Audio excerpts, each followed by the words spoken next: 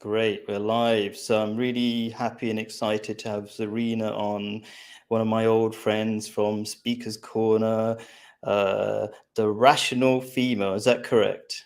That's correct. All right. So I'll say a few words about myself, and then I want to say something about you, and then you can say something about yourself, because I like to introduce people as well in my own special way, like the things I like about the guests that I have. So, to begin with, what am I about? I'm about trying, I don't believe in academic conversations about trying to sound clever or trying to be right. It's about, can you make a difference? So, my big thing is I do happiness classes. And so you get happiness from all sorts of different things. It can be personal things like relationships, and it can be big things like fixing the environment, even economics. So I'm a Muslim, and I try to give tried and tested ideas from Islam that anybody can benefit. They don't have to become a Muslim to benefit from them. So it's not just, I don't think me just having my own ideas is as powerful as potentially something from God or something that's been tried and tested. So that's my little spiel about myself and the kind of videos I do. Then we've got Zarina. Of course, Zarina will tell you her, maybe say what most people know about her. I don't know, but what I like to say from the um, talks we had, and also from your visit to the convention that you came with me, I felt I learned a lot more about you, because at Speaker's Corner, it's such a rush, and it was really interesting. I haven't even done. I was supposed to do a 3-part series on your visit to what is known as the Jalsa, and part 2 I haven't done, which had really cool, interesting videos where you just went with the flow, and you were like doing all sorts of spiritual things in your own ways. I'm not going to go into too much, but you asked me not to. But it was like, that's one interesting thing about you from my perspective. And the other thing, I've been watching a lot of your videos where you talk about your perspectives on all sorts of things, including relationships. And what I really like about you is that I feel like you're constantly growing, and you're not stuck on one opinion, which is refreshing and it's interesting. Do you know what I mean? And I hope the same about myself. Like, just because I'm a Muslim and I have an ideology, you can always grow and deepen your understanding of it and do it better. Anyway, that's a long intro. Can you say something about yourself? Like, you can disagree and agree, with what I said if you like about you, but say something about yourself, and yeah, introduce No, yourself, it's a please. really cool intro, Khaled. Thank you. So yeah, obviously we know each other from Speaker's Corner, and I go there. I've been going there for about 3 months now, and I mainly talk about the problems with feminism, but I do talk about it from a very like non-political perspective. I'm not really, left or right. I just sort of, my main problem with feminism is that it drives men and women apart. And what I constantly say is that we should have a society, we should be promoting good relationships between men and women. And I think that's something which your thing is as well. The whole idea of happiness class is about bringing people together rather than driving people apart. And I'm not sure if you know, but I'm also an author. So that's what I do. Like my, kind of full-time thing is I'm a self-published independent author. And I also have an author channel, which I'm not really posting on now so much, but I am posting up on TikTok. So yeah, I have Zarina Matcha TikTok where I've got information there about my books. And I started the Rational Female channel about a year ago, and it was originally called Non-Feminist Gal, but I changed it to the Rational Female, partly inspired by Rollo Tomasi's Rational Male. And I remember reading the Rational Male and thinking there's a lot of good stuff in here, but it would be nice to have like an equivalent for women, because women in the West don't really seem to have a sort of like big philosophy other than feminism. It's like feminism has sort of just been really dominating the whole female spaces. And I like the idea of having like a philosophy for women that is pro women, but not really with the same kind of misandry that feminism espouses. So I call myself a women's advocate, which is really just about supporting and uplifting women. And yeah, I don't really like to confine myself to one thing. And it's interesting you mentioned the Amani convention, because I literally posted a video. I finished editing a video of that yesterday, and I was going to upload that Oh. today, but then my computer was just yeah, it's got like a big virus on it, so I just took it to the shop to get it yeah, get like all the driver fixed or whatever. Because I was just looking on my laptop and I was thinking like, how do I just not have any disk space? Because I was Oh deleting god. so many things off it, and I'm thinking like, Oh. how is my disk space just going? And the guy was saying, no, sometimes these viruses they just he was saying he's like index. He's like, no, sometimes these viruses, you know, they just come and they just, you So know, he you was don't know Indian, where was they he? are. I'm so bad at accents. You're Indian though. Half And so Indian, I'm but kind of yeah, I'm not actually yeah. not sure if he's Indian or Pakistani or Sri Lankan. So, well, Yeah. he's from that hemisphere. But Yeah. yeah, so yeah, no, that's pain really. But yeah, no, I was Yeah. just thinking because I was thinking, oh no, what if I can't do the stream? And I was like, oh, I can do it from my phone, and it's just really uncanny because my computer camera is so bad, and it's like it's easier to do it on my computer because obviously the screen's much bigger. But on my Yeah. phone, it's such because my phone camera is like much good quality. So it's Yeah, quite yeah. fucking Designed for that. Yeah, yeah. well, yeah. So it's quite funny just seeing me actually look like a person rather than just doll. Because I whenever I just do want to say live streams, one more sorry. thing is, I mean, since you mentioned it, that you know your desktop, I mean your laptop going wrong. It's just I think that people don't realize when they watch a lot of these videos, like all the trouble we go to make these videos. There's so I know, many things, I so know, so stressful, many and things.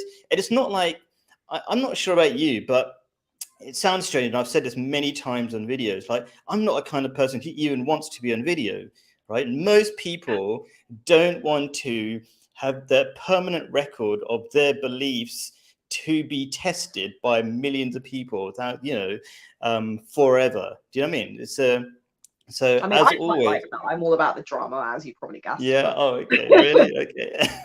but yeah, no, you're completely right though. It does take a lot of effort to make videos, and especially like we both have small channels, or your channel's like obviously bigger than mine, but you know, we don't have huge Yeah. channels that have like hundreds of thousands of subscribers and a Well, lot of I them. think you're going to be huge soon. I mean, you've already been in Pearly Things, and I'm actually appearing there again on Friday.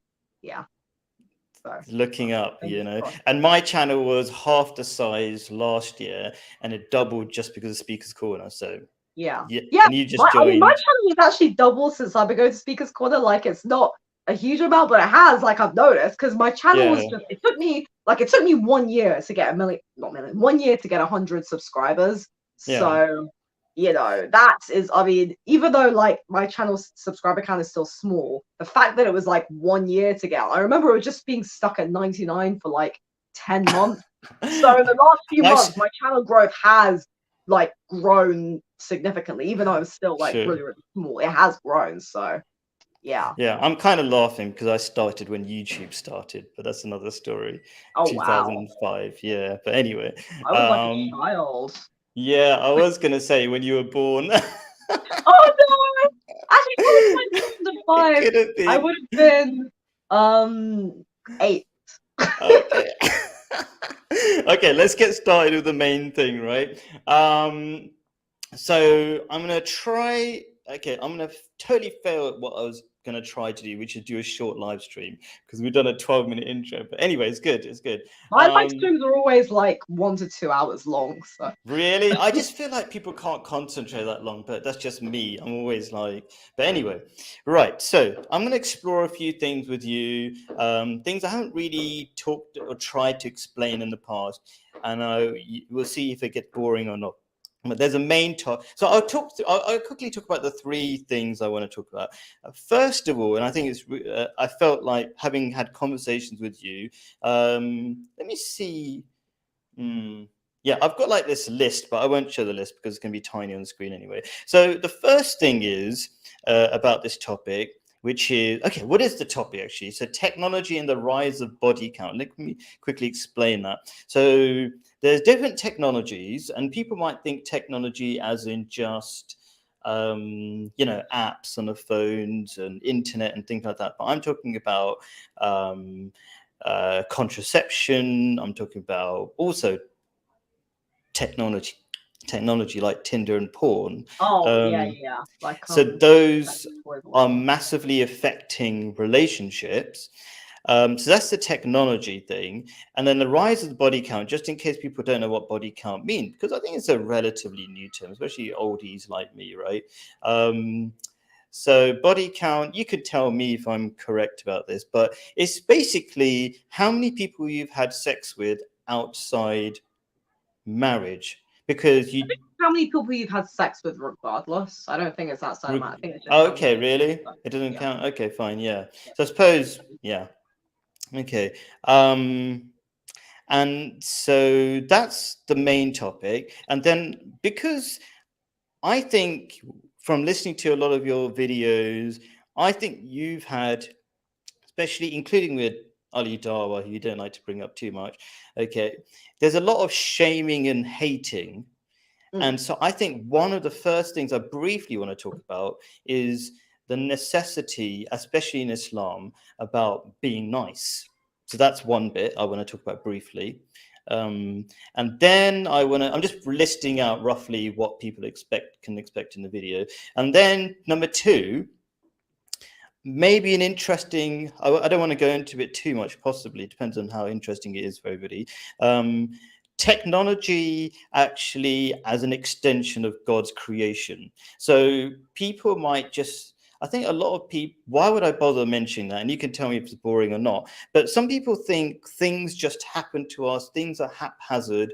And I want to briefly talk about actually there's a plan to it. But not only is there a plan to it, some people think, oh, we're in a certain age where technology suddenly hit us. And I want to suggest the idea that actually that happens to all people throughout time. There's always a shift in technology and it changes things in society, so different things in society at different times, you know. Refrigeration, that changed some things, you know. And then finally, I might as well, and I'll say shalom to regular viewer here. Shalom, peace be upon you. We've got so by the way, he just reminded me. So I'm in Jordan. This is my second live stream from Jordan. I no longer can be at Speaker's Corner. I'm trying to. Yesterday, I was trying to set up a new Speaker's Corner in Jordan, which is another interesting thing. And then the reason why this guy reminded me that I should say I'm in Jordan is because this guy, as far as I understand, is in Israel, my next door neighbor country. So hopefully, I'll do a live stream with him soon. And what is this? This is talking about relationships, how they're failing, how they can be improved, and what technology has got to do with it. That's the short version of that. And then finally, the real topic, which is, I'm going to suggest an idea, which is technology, although has harmed a lot of people, I'm going to suggest a proposal or the discussion, which is technology has had no adverse effects on believers and these religious people generally, not just Muslims. And not only that, it has proved believers right. So that might sound a bit vague. I hope it makes some sense. I've done a lot of talking and a lot of intro. What do you think so far about what I've planned? Does it make any sense, roughly? Is it It a bit sounds too vague? interesting, yeah. I mean, regarding body count as well, I mean, I just think it's just such a awful term because it's like it kind for me it almost conjures up like images of dead bodies. I just think it's such a terribly I mean, the connotations of body count are usually quite negative as well. And you think of how, sex is supposed to be, a very, very, positive, beautiful, wonderful thing that is shared between two people.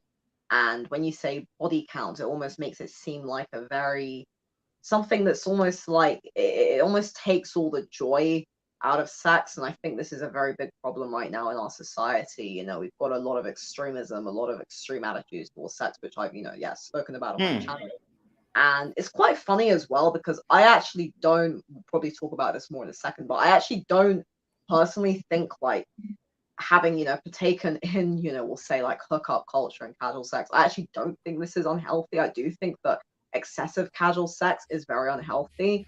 But I wouldn't go around putting people down for that, first of all, because I understand that. I understand that lifestyle. But also, I just think it's just such a people really treat sex with this vulgarity, especially when they say things like they call women it is really women as well who do seem to get put down a lot, like called whores and sluts. I just think this is so disgusting. And I mean, well, to be fair, people do it to men as well. They call men, jerks and assholes. But this whole thing of like, especially the way, body count is discussed in certain, red pill spaces or certain parts of the internet, people really do like to use this in a very like crass and vulgar way, and it's like they just want to put people down for their sexual choices rather than I trying to think that understand what you're what's saying going on. reflects a lot about what's happening in society, about the hate culture.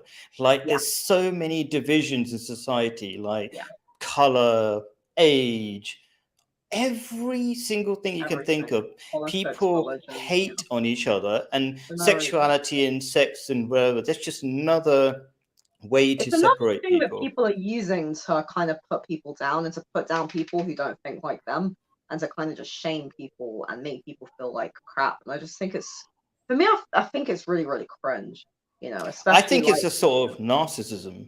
oh yeah, It's it is. And I think people yeah. project their own insecurities as well. Because like, for example, when I made my video about body count, I feel like the perspective I'm trying to bring in is like, um, because it's such a one-dimensional perspective. It's as if, oh yeah, if you have a high body count, you're disgusting. It's like, well, you're not. Look, first of all, what is a high body count? Second of all, what is the context? Like, for example, what about people who have addictive personalities? Like I've mentioned this a few times in my video. I think a lot of people don't understand that some people have very addictive personalities and can very easily use sex like a drug in the same way that people can use, That is something I alcohol. definitely want to talk about that I've lined Yeah, up, which I think is definitely. really interesting. Yeah. So the Yeah, but reason anyway, why I let's want continue with no, the no, no. yeah. So yeah, the reason why I want to say why it's important to be nice when you're talking is that I will be disagreeing with you in certain things, Of right? course. But it's important to know where it's coming from, and it's not a place of hate, and it's Yeah. hopefully my intention is I think X is bad for people like drugs, I don't know, whatever, and how can we move forward, but that intention needs to be apparent. So let me just whiz through certain things. So I love to quote from the Holy Quran. For me, it's like poetry. I think I will try to, although you can't probably see it on your tiny screen, but hopefully the viewers, and you can watch it afterwards.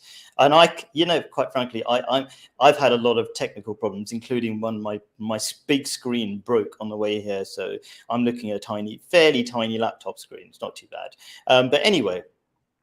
Here we go. So about being nice, the Quran says a few things that I think is interesting. I'm going to just say one at a time, and then we can briefly talk about it. So it says, and we, that is God, in a sort of royal plural, so it's not really lots of gods, just one God. And we have not sent you. This is I've kind of tried to translate it from very old English. We have not sent you, that is Muhammad, the prophet of God, for any other reason except as a mercy for all creation. So that's chapter 21, verse 107. I have to think about that because actually I'm not going to go into the technicality of why I have to think about that. So anyway, so very briefly, that first verse is just saying the one true purpose that Prophet Muhammad was sent for, and this might not be apparent from the behavior of Muslims, especially at Speaker's Corner, okay, is to help people, truly just help people. It's not like to make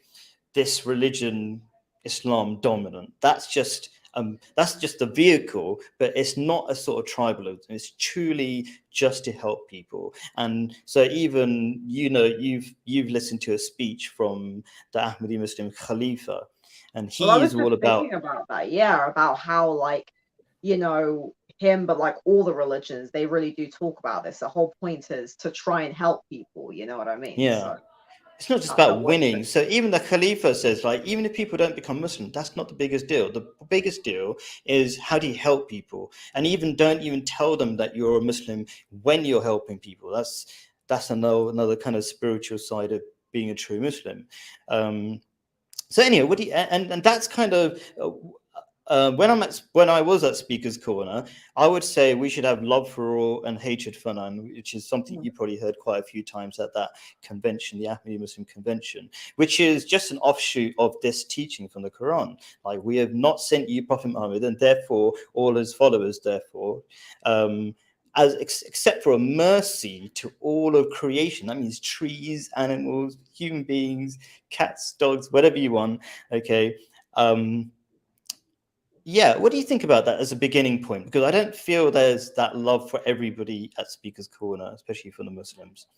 I think that's very beautifully said, and I do think that, and I actually say this in the video that I'm going to hopefully upload tomorrow, that all the religions, when you strip away a lot of the dogma, that is a kind of underlining thing, because you can apply that to Christianity, you can apply that to Buddhism, you can apply that to like most religions. And I think that for me, because I consider myself, as you said earlier, like a very spiritual person. And for me, spirituality isn't necessarily the same as being religious. Like, you can be religious and spiritual, but you can also be religious and very unspiritual. And a lot of the speakers at Speaker's Corner are very religious, but not very spiritual, because they're not actually embodying, when they think of, for me, spirituality is embodying those good traits of being loving and caring towards people. And when we say also being tolerant, because sometimes these words are quite strange. Being tolerant doesn't mean just accept bad things. It means that you are, say, for example, if somebody's having a bad day, you're understanding the fact they're having a bad day, rather than, say, being very like overly aggressive or like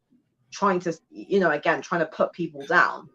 And definitely a lot of people at Speaker's Corner are very, just to bring up the Ali Dawah incident, I definitely felt like a lot of, there were a lot of people, a lot of Muslims as well, who were very, very kind about the whole thing. But I mean, those people, they were not loving. They did not understand, and they did not get the context. I mean, it's just so bad, really, because, when I went and I obviously yelled at him in that video, like I was, as I said, I was exaggerating a bit. I'm not. It's quite funny, really. I'm actually quite a calm person. I don't really go around. You come shouting across at very people. calm in your non-Speaker's Corner YouTube videos. Yeah, I mean, I think I'm like Speaker's that. Corner is quite a loud and exciting place. Being passionate isn't really, I do get very passionate, but being passionate isn't the same as being, say, like aggressive or whatever.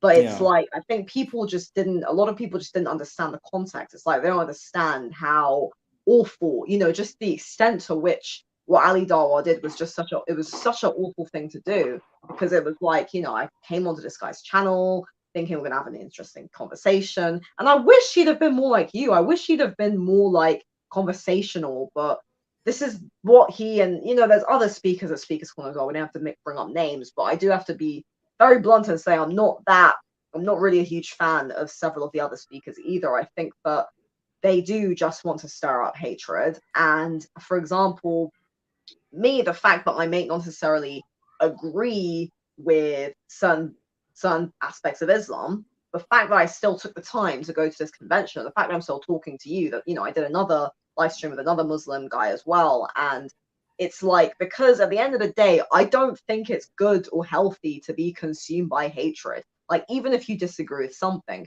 and even for me, it's not even really Islam, it's more like the fact that I just don't want Islam to become the dominant religion in the UK. And I think most non-Muslims in the UK feel that way. And it's not because we hate Islam. We just don't want to live in a Sharia country. And I think that's perfectly okay. We shouldn't have to justify that. It's like, we don't want Sharia courts in the country. We just don't want the country to become Islamified. But that isn't to say that like Muslims can't. That's why I almost want to like distinguish between Muslims and Islamists. I think Islamists are the ones who really weaponize Islam, and then you have Muslims who are like just normal people who just want to go to mosque. You might be surprised. I agree with you in a weird way, probably not too weird when I explain it, that I'm concerned about what will happen when Islam takes over, because just statistically, you can see Islam is taking over Speaker's Corner already. But Muslims have loads of kids. Everybody else is not really having kids, just statistically speaking. And I went around Speaker's Corner, did a survey a while ago, and everybody was like, yeah, obviously Islam's going to take over and white people are going to like run out and disappear. It's good. Like, people at Speaker's Corner are quite blunt and quite comfortable with politically incorrect discussions, and they were like, yeah, of course. And that was like everybody. So I am concerned about it because Ahmadi Muslims were persecuted even at Speaker's Corner, you know. Yeah, from what Yeah, I've seen, so like and so I'm not concerned about Islam. I'm concerned about the Muslims who are not practicing Islam, in my opinion. Say I mean, Islamists. yeah, Islamists. So I'm gonna, and you know what? So the next verse of the Holy Quran, I feel like is really relevant to what we just said, is this one. You can tell me what you think. It says, and it is by the great mercy of Allah that you are kind towards them. So this is Prophet Muhammad to everybody, the followers. And if you had been rough and hard-hearted, they would have surely moved away from you. So I think your experience is, it's not necessarily Islam, but like the people, they put people off Islam from their behavior. I don't know. What do you think? Well, there's obviously Islam, as with any religion, there's negative aspects of it and positive aspects of it. And, I have certain views towards the Abrahamic religions as well. I mean, to be like, as I was saying earlier, I consider myself, you could say, a pagan, which is obviously not really, appreciated by the Abrahamic religions. And I do certain things which they perceive as being like witchcraft or devil worship. But the irony is that I'm literally like completely against anything that is like satanic or devilish. And a lot of people who call themselves, Muslims or Christians or whatever, they actually do those kind of things, especially institutions, which is really quite messed up. But I think a lot of people don't understand as well that like paganism, I mean, it's a very like old term people don't really use anymore, but being a pagan is just someone who's like spiritual but doesn't really follow a religion and maybe like prays to like old deities and does certain things. And these things, like, for example, I've been like for several years very interested in like tarot cards, but those things are not devilish. Like some people obviously do use them for very bad purposes. I'm well aware of that. But a lot of people, they just like, for example, you think of, say, like, I don't know, people who use like herbs for healing. Like that is technically a form of paganism, like people who create like herbs for healing purposes.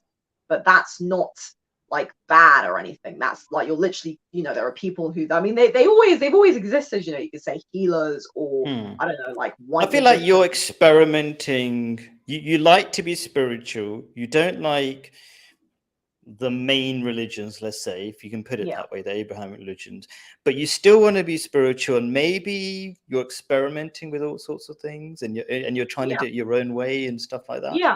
That pretty much is it. That's cool. I mean, that's kind of a good thing. Like you're trying different things out and you're seeing what works for you, and I love that because it's growing in certain ways, right?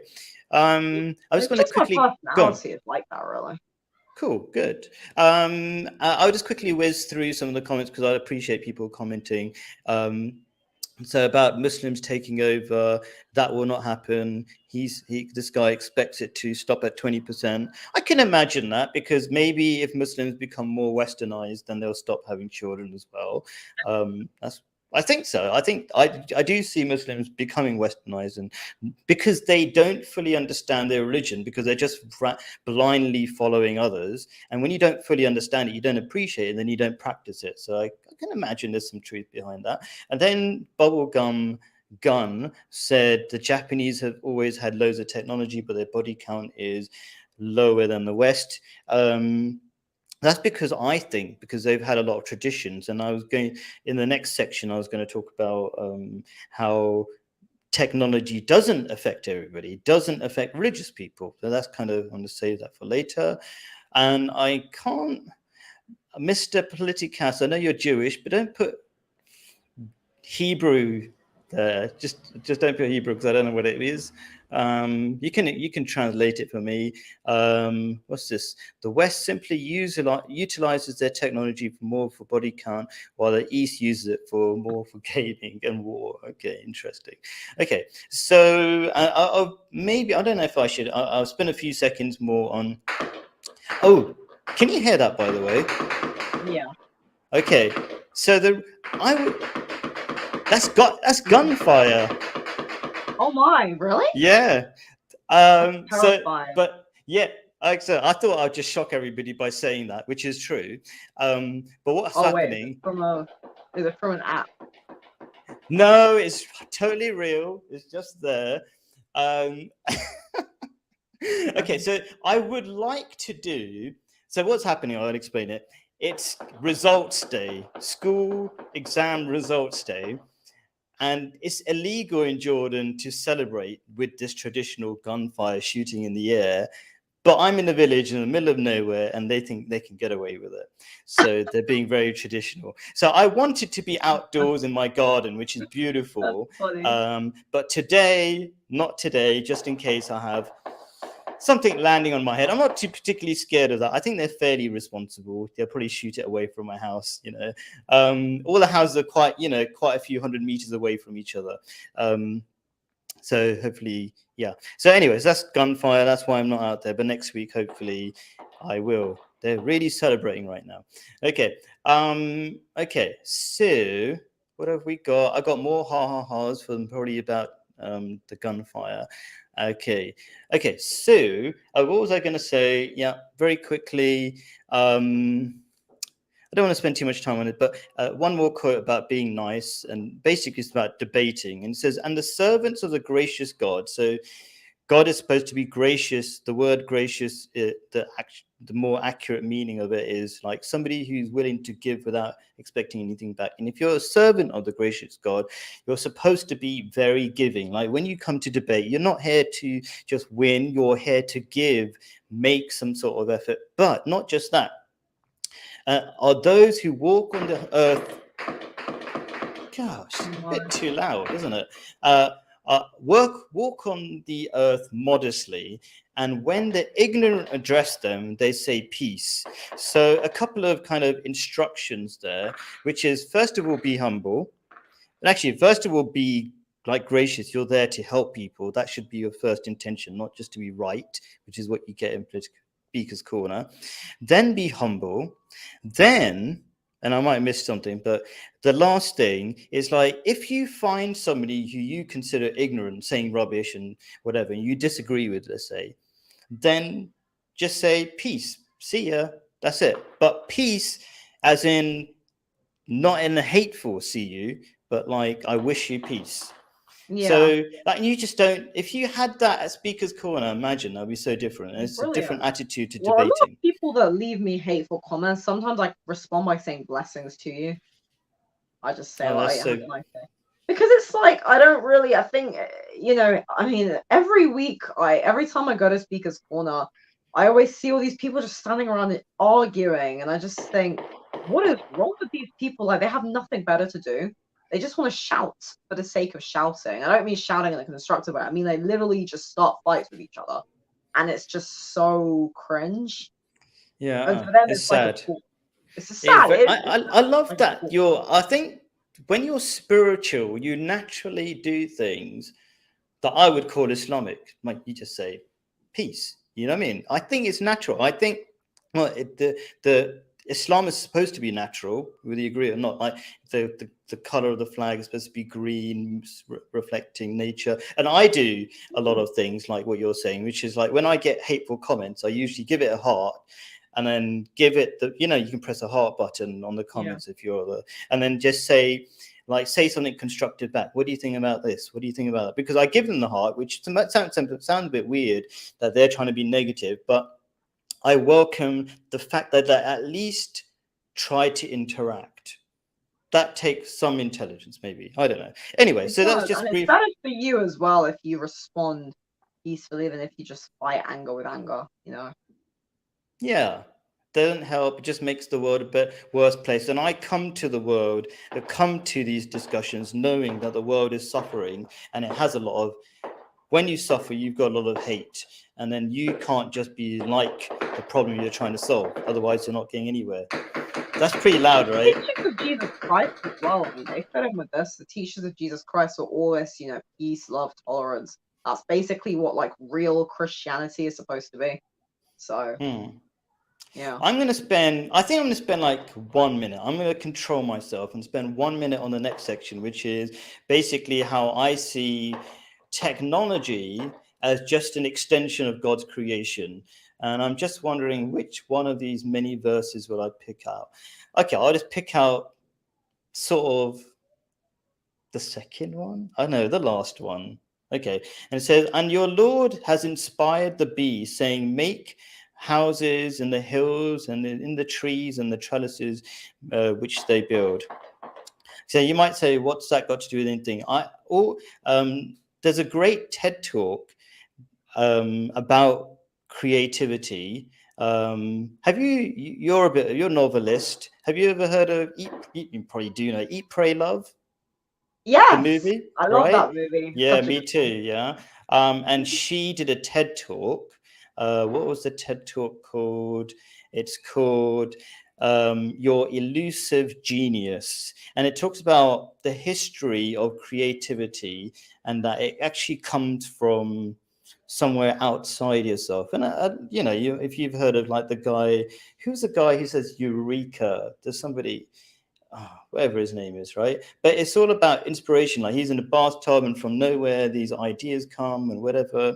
I think you do have to put the effort, but the ideas come in some. So all I'm trying to say is that the verse about the bees is just an example of how these animals, given their abilities, are inspired to do. If you learn about how bees work and how any insects work, you'd be like, wow, these are top end architects. They're doing some amazing stuff, like perfect hexagon shapes and the perfect temperature in the beehive is insane. That's loud, isn't it? Can you hear that? That's really loud. Yeah. The point is that we think we're something separate from nature, so something we're special, but actually we are inspired to do things, and that's just an extension of the creation that exists already. And why would I bother mentioning that? It's just as a sort of, a lot of people feel the world is out of their control and there's no pattern, there's no purpose to it, and it makes the world a scary place. And all I'm going to try to say very briefly here about technology, and I think it's a nice backdrop to the main topic, is that first of all, technology is part of our human growth that God has preordained, and it's not something that just happened to us. We're not the first technological age. It's happened throughout history. It's part of the continuous growth that God wants from you. And that part of that growth, the interesting part of that growth, is that it gives you freedom, and that freedom can have good and bad. And that's what we're going to talk about. The freedom is technology, and the technology can be used in good ways and bad ways. And I'm going to talk about how that is true in terms of religious and non-religious. So that's the main thing. I mean, before I go into that, any thoughts about that first? Not really. Cool. Okay, so here we go. So what are the technologies? Okay, this is the main thing I'm going to talk about, which is, so I'm going to claim that technology has no adverse effects on believers. When I say believers, I'm talking about religious peoples of even different categories, but mostly so for Muslims. And when I say Muslims, not just the label Muslims, but the more you follow Islam, the more I think reasonably you're a Muslim. You could claim you're a Muslim and then be a terrorist, but you're not following Islam and you're not really going to benefit from Islam. So, I mean, religious people in the most meaningful sense, not just label, which is not very useful. So that's the kind of claim I'm going to talk about. And on the back of that, I suppose, I'm going to talk about how, interestingly, the people who've stuck to their religious beliefs, technology has proved their religious beliefs to be right. So let's jump into one technology, and that's contraception. So I'll put forward an idea and tell me what you think. So when contraception came along, let's say in the 60s, there were two general attitudes. One was, okay, this is the chance to screw around as much as possible. And then there were the other people who'd said, well, just because it's there doesn't mean we have to screw around. Okay, it could even be useful. Like, say there's a medical reason why you can't have a child or something like that. It could be useful as a medicine. You don't just take medicine for when you don't need it, sort of thing. So what was the result? Lots of STDs were spread because you think you're going to use contraception, but you don't. Yeah, because you've already taken attitude of, I'm going to have sex with lots of people. And then the religious people said, you know what, sex is only for marriage. What is marriage? It's a commitment, long-term relationship. What do you think about that? The first idea. So, I mean, regarding technology having no effects on religious people, I don't know, like, about that because, like, just because somebody's religious doesn't necessarily mean that they're not going to be engaging in, like, negative things, like being religious. I mean, yeah, you could say or being spiritual doesn't mean that you're just going to be like a, perfect human being who just does everything right. So I wouldn't really say I necessarily agree with that. I mean, yeah, maybe I can get the whole But just if you around go that, by but my version of what it means to be religious, like if you're okay, so if I say bi-religious in this particular context, it means you only have sex within your marriage. Like you could be religious, call yourself religious, and be screwing around, for example, outside your marriage. But then yeah, you're not really religious by the but real well, definition.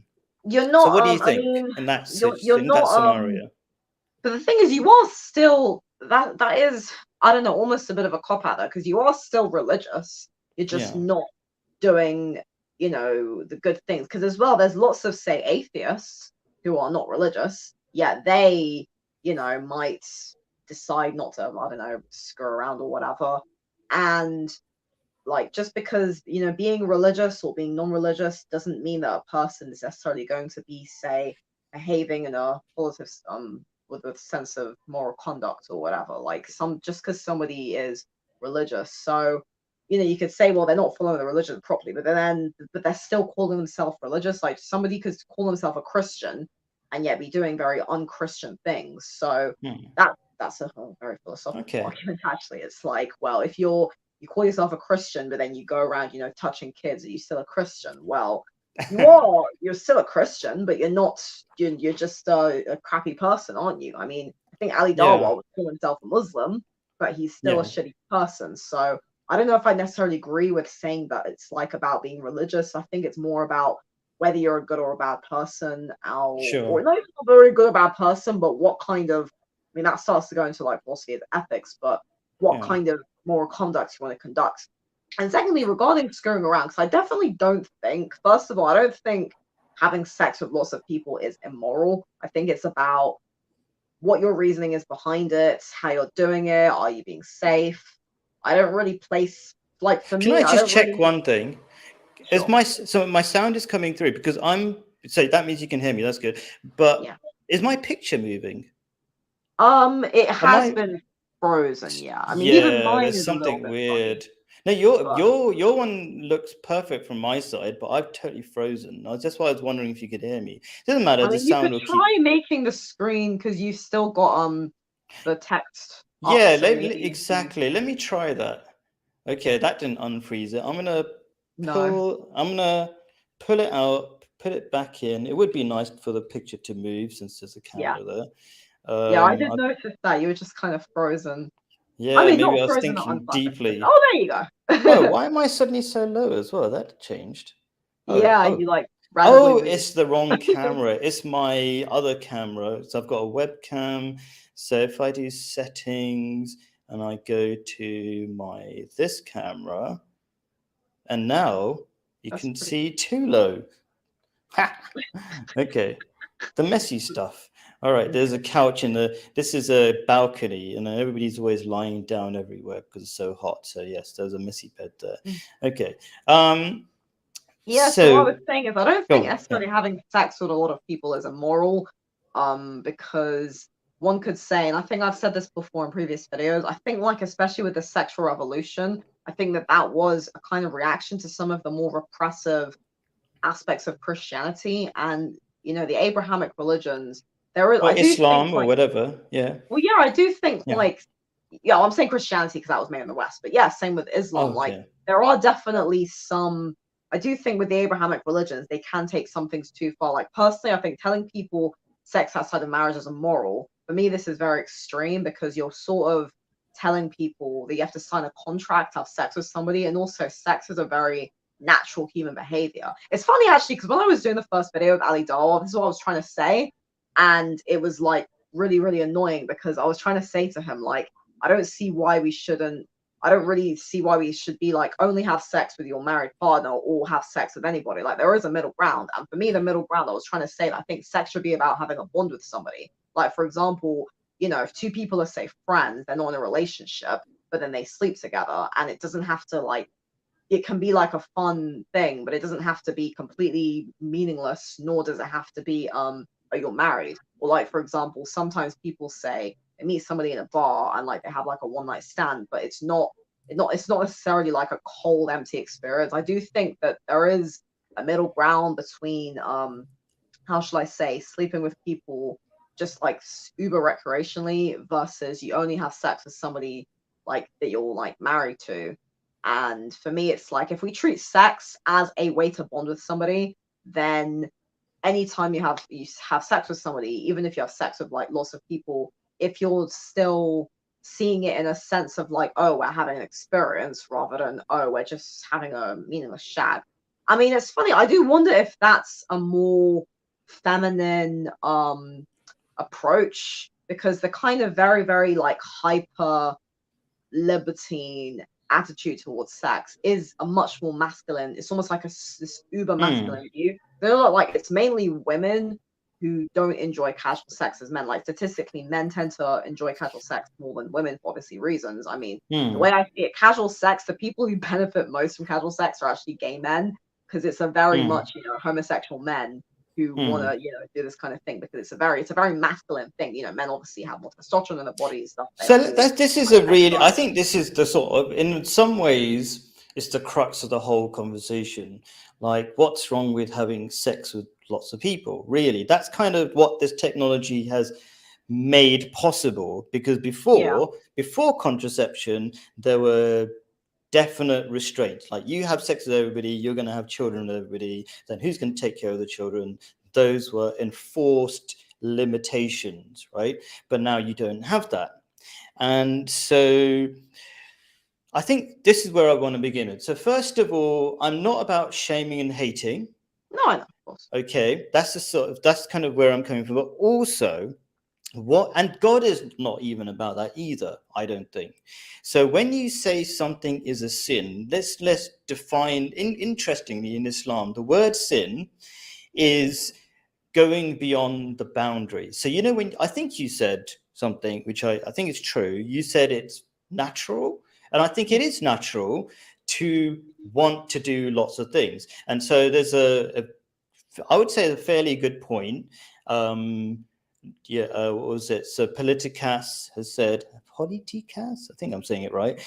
Said violence is natural too. There's lots of things that are natural, right? Well, you can't compare sex and violence. I mean, Well, you could potentially with violence. rape and things like that, right? Potentially. But okay, but let's say, okay, so I mean, I think that's a fair. See, there are things that are healthy.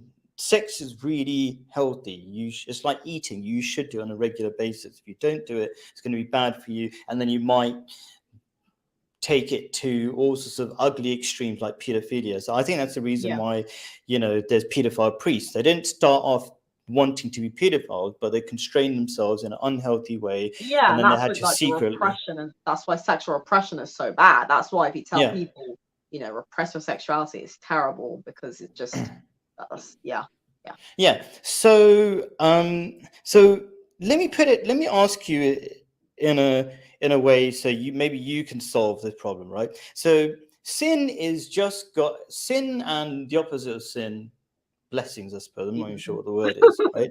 Okay, a good deed, let's say. These are just guideposts by God Let's try to take out all the negative Muslims who say it in a horrible way. This is God who describes himself as the most gracious, the one who gives the most and the most merciful. Okay, this is how he keep introducing himself, so people understand where God is coming from when he gives this advice.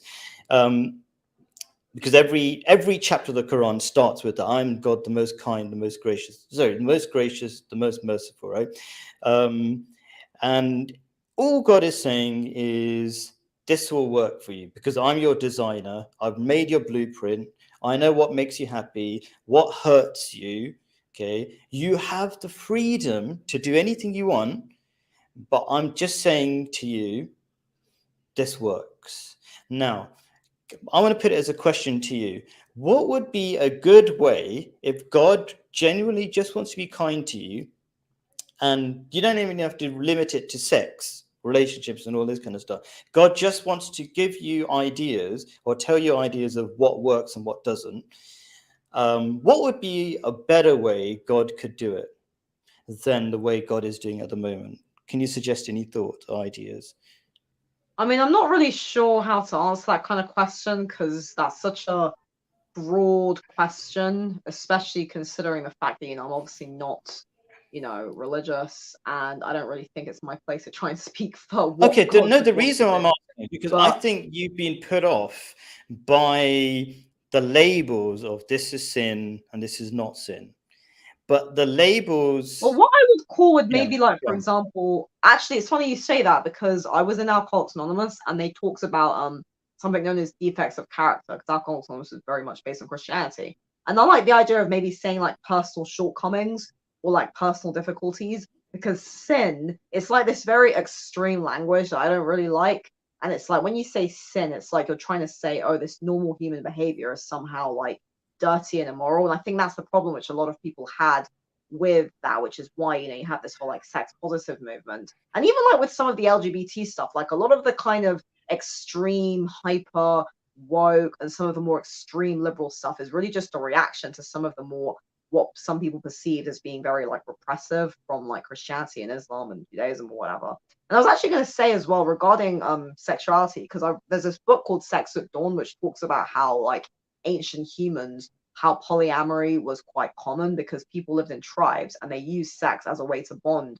But it wasn't like a casual way. It was more as in like, it was quite common for, say, women to have sex with multiple partners so their children could get the offspring could get like different kind of genes from different people. So for example, one father is say really tall, one is really strong, one is really fast, one is good at like puzzles or whatever. So the kids would have like a diverse range of genes. So they kind of theorized that it's like they yeah, it was quite common, like polyamory is common, and also how it was equally common for the men to have, lots of kids with different women, and then they'd all kind of, it was more like a tribal thing. It was like everyone would kind of take care of the children.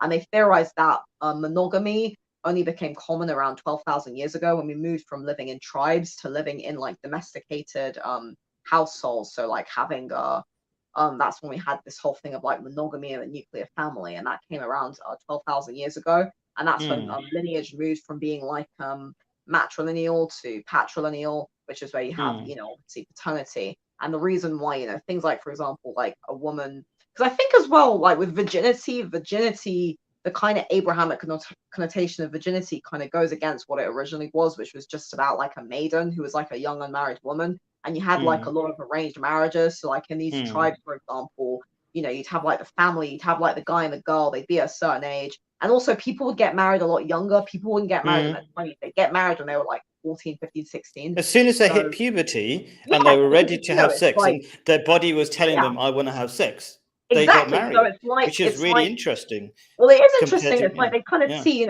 sex as a natural thing. So it's like we've got this girl and this boy, and yeah. they obviously have these normal desires. So let's, get them together, help the families. They come together, they get married, and I actually wonder if that's like a nicer, maybe that's like a much nicer way of doing things. You have like Yeah. people when they're like in their mid-teens, you recognize their kids, they have these urges. So you say, okay, let's get, them together. They can, have, enjoy a sexual relationship, but So it's I'm not going like, to, yeah. because I want to like take apart or discuss each of the things you were saying. So I'm going to forget it, and I'm not good at making notes. So there was the last bit you were talking about, which is about arranged marriages, which I think would be the next thing I'm going to talk about when we talk about another kind of technology called Tinder and similar apps.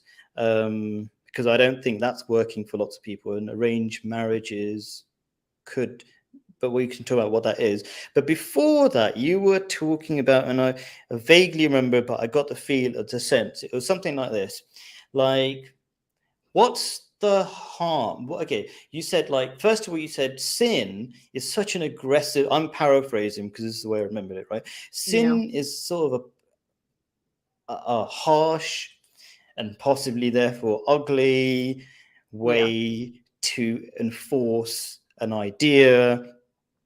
And then you were saying, like, you could have all sorts of polyamory, which means, I believe it means women having lots of men. Is that right? Is that just what polyamory is just a person having multiple partners. I was it essentially could be saying, both ways, men and women yeah, 'cause a lot having of lots of, people yeah. think that because a lot of people think that, like, oh, how nowadays, like, people having casual sex are a new phenomenon. But what I was saying is that it's not. It's that in the book Sex at Dawn, the anthropologists actually talk about how in ancient human societies and tribal setups, it was quite common for people, because they say that humans have more shared DNA with bonobos, who are like more like, promiscuous or whatever. I'm not really saying whether I agree or disagree with this, by the way. I'm just describing it, how, like, Sure. they do theorize Yeah. that, like, there have been some anthropologists who have said that, like, polyamory was more, or like having multiple sexual partners was more common in some, like, I'll just say early stages of humanity. It's like, Sure. I don't think that, like, this idea that, oh, now people having sex with multiple people, I don't think this is like a new phenomenon at all. I think this is just So let's probably talk something that's about happened that bit, in different because parts I of think history.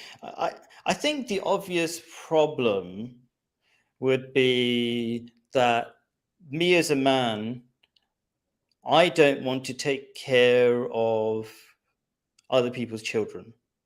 Yeah, and what That I was would saying is that be a that became problem. common in the agrarian age, because we moved from living in a tribal setup to living in this more like nuclear family domesticated setup. So it Sure. became it made more sense, because the whole family model moved from a more tribal setup to a more like monogamous man, woman, child setup.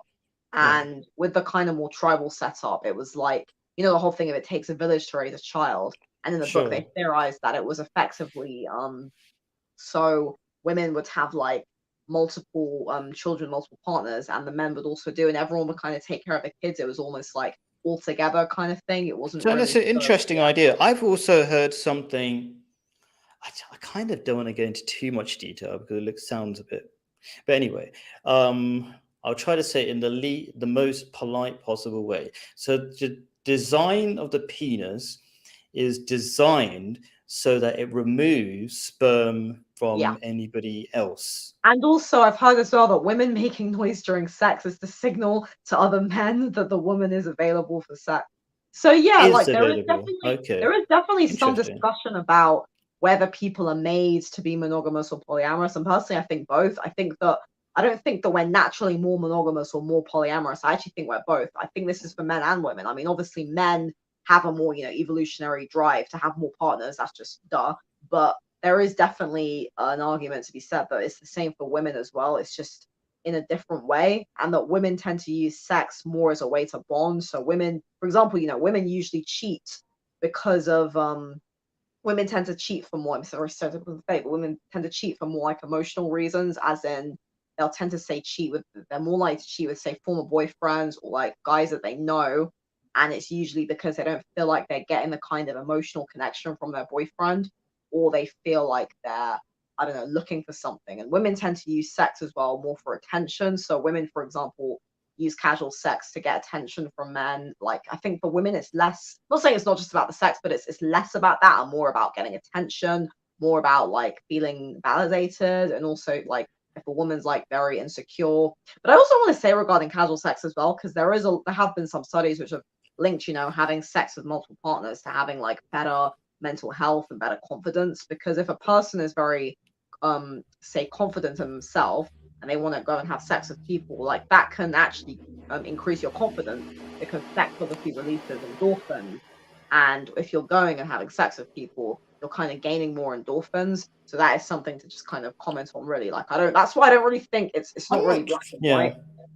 interesting. Yeah. I mean, from my knowledge of such people, the more people who are promiscuous, they seem to have a lot less confidence, and I think there's good reason for that, because they're not particularly in stable relationships, and if you're not in a stable relationship, you don't feel loved by any one particular person. But there are um also periods in people's lives, for example, where they maybe like want to be single and just kind of want to experiment, and maybe they're not looking for a stable relationship, because there are times, for example, for a person, say, focusing on their career or education, or they've got other priorities in their life, so they'll kind of see like sex as sort of like a supplement, and maybe because it does take a fair amount of confidence to just be able to go like having sex with people. I would even say from my own experience, like I feel like it's made me way more confident, because it's something which is a very, it's just sort of, it's just you're going and you're meeting strangers. Like that's not something which, like I just see that as like that would kind of increase your confidence, because it makes you more comfortable with people. Imagine you're going, you're meeting people, and you're like taking off your clothes or whatever. Like you're gonna, like, confidence is going to raise. But it does depend on where people are coming from as well. Because some people, if people are like, that's the thing as well. If people are using sex as a crutch or as a drug, then they're obviously gonna, it's gonna have like a negative effect on them. But if people are yeah. like using it as a way to like have experiences, to bond with people, to experiment, I don't think, I don't really see why that's like a bad thing. I don't really see why like somebody would then turn around and say, oh, that's bad, because it's like actually Yeah. people do have a right to do that. And especially people like when they're younger as well, not all, like, for example, young people and like they're like maybe late teens, early 20s, they might not want to have a relate, they might not be ready emotionally for a relationship yet, because having a stable relationship does require a lot of what's the word, So I'm maturity. going to try. There's so Yeah. many interesting words you're saying Sorry, I'm about. talking so much. No, no, no, Sorry. no, no. They're good. No, they're not. No, no. I totally get what you're saying. Like I hear this a lot in a lot of videos. Um, One thing you said: people are not ready for relationships. Okay, Yeah. and those people. There are a lot of people. When I listen to these videos, they say a lot of women say who are promiscuous. They say men are terrible. They hate men. Right? Let me break that down. What's happening there? So in the Tinder tech, coming to Tinder, and what Tinder does statistically, it only helps 4% of men.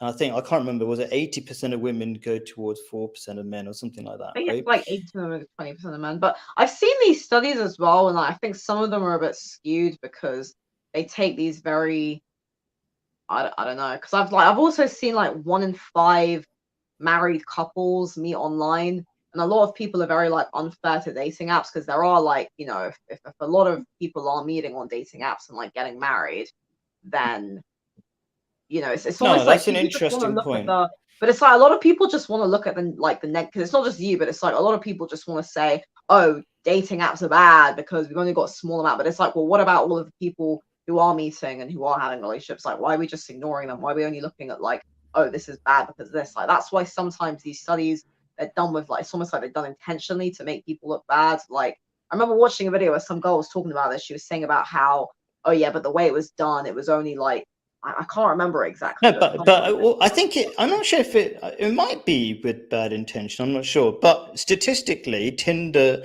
as far as I understand, is the main app by which people find each other.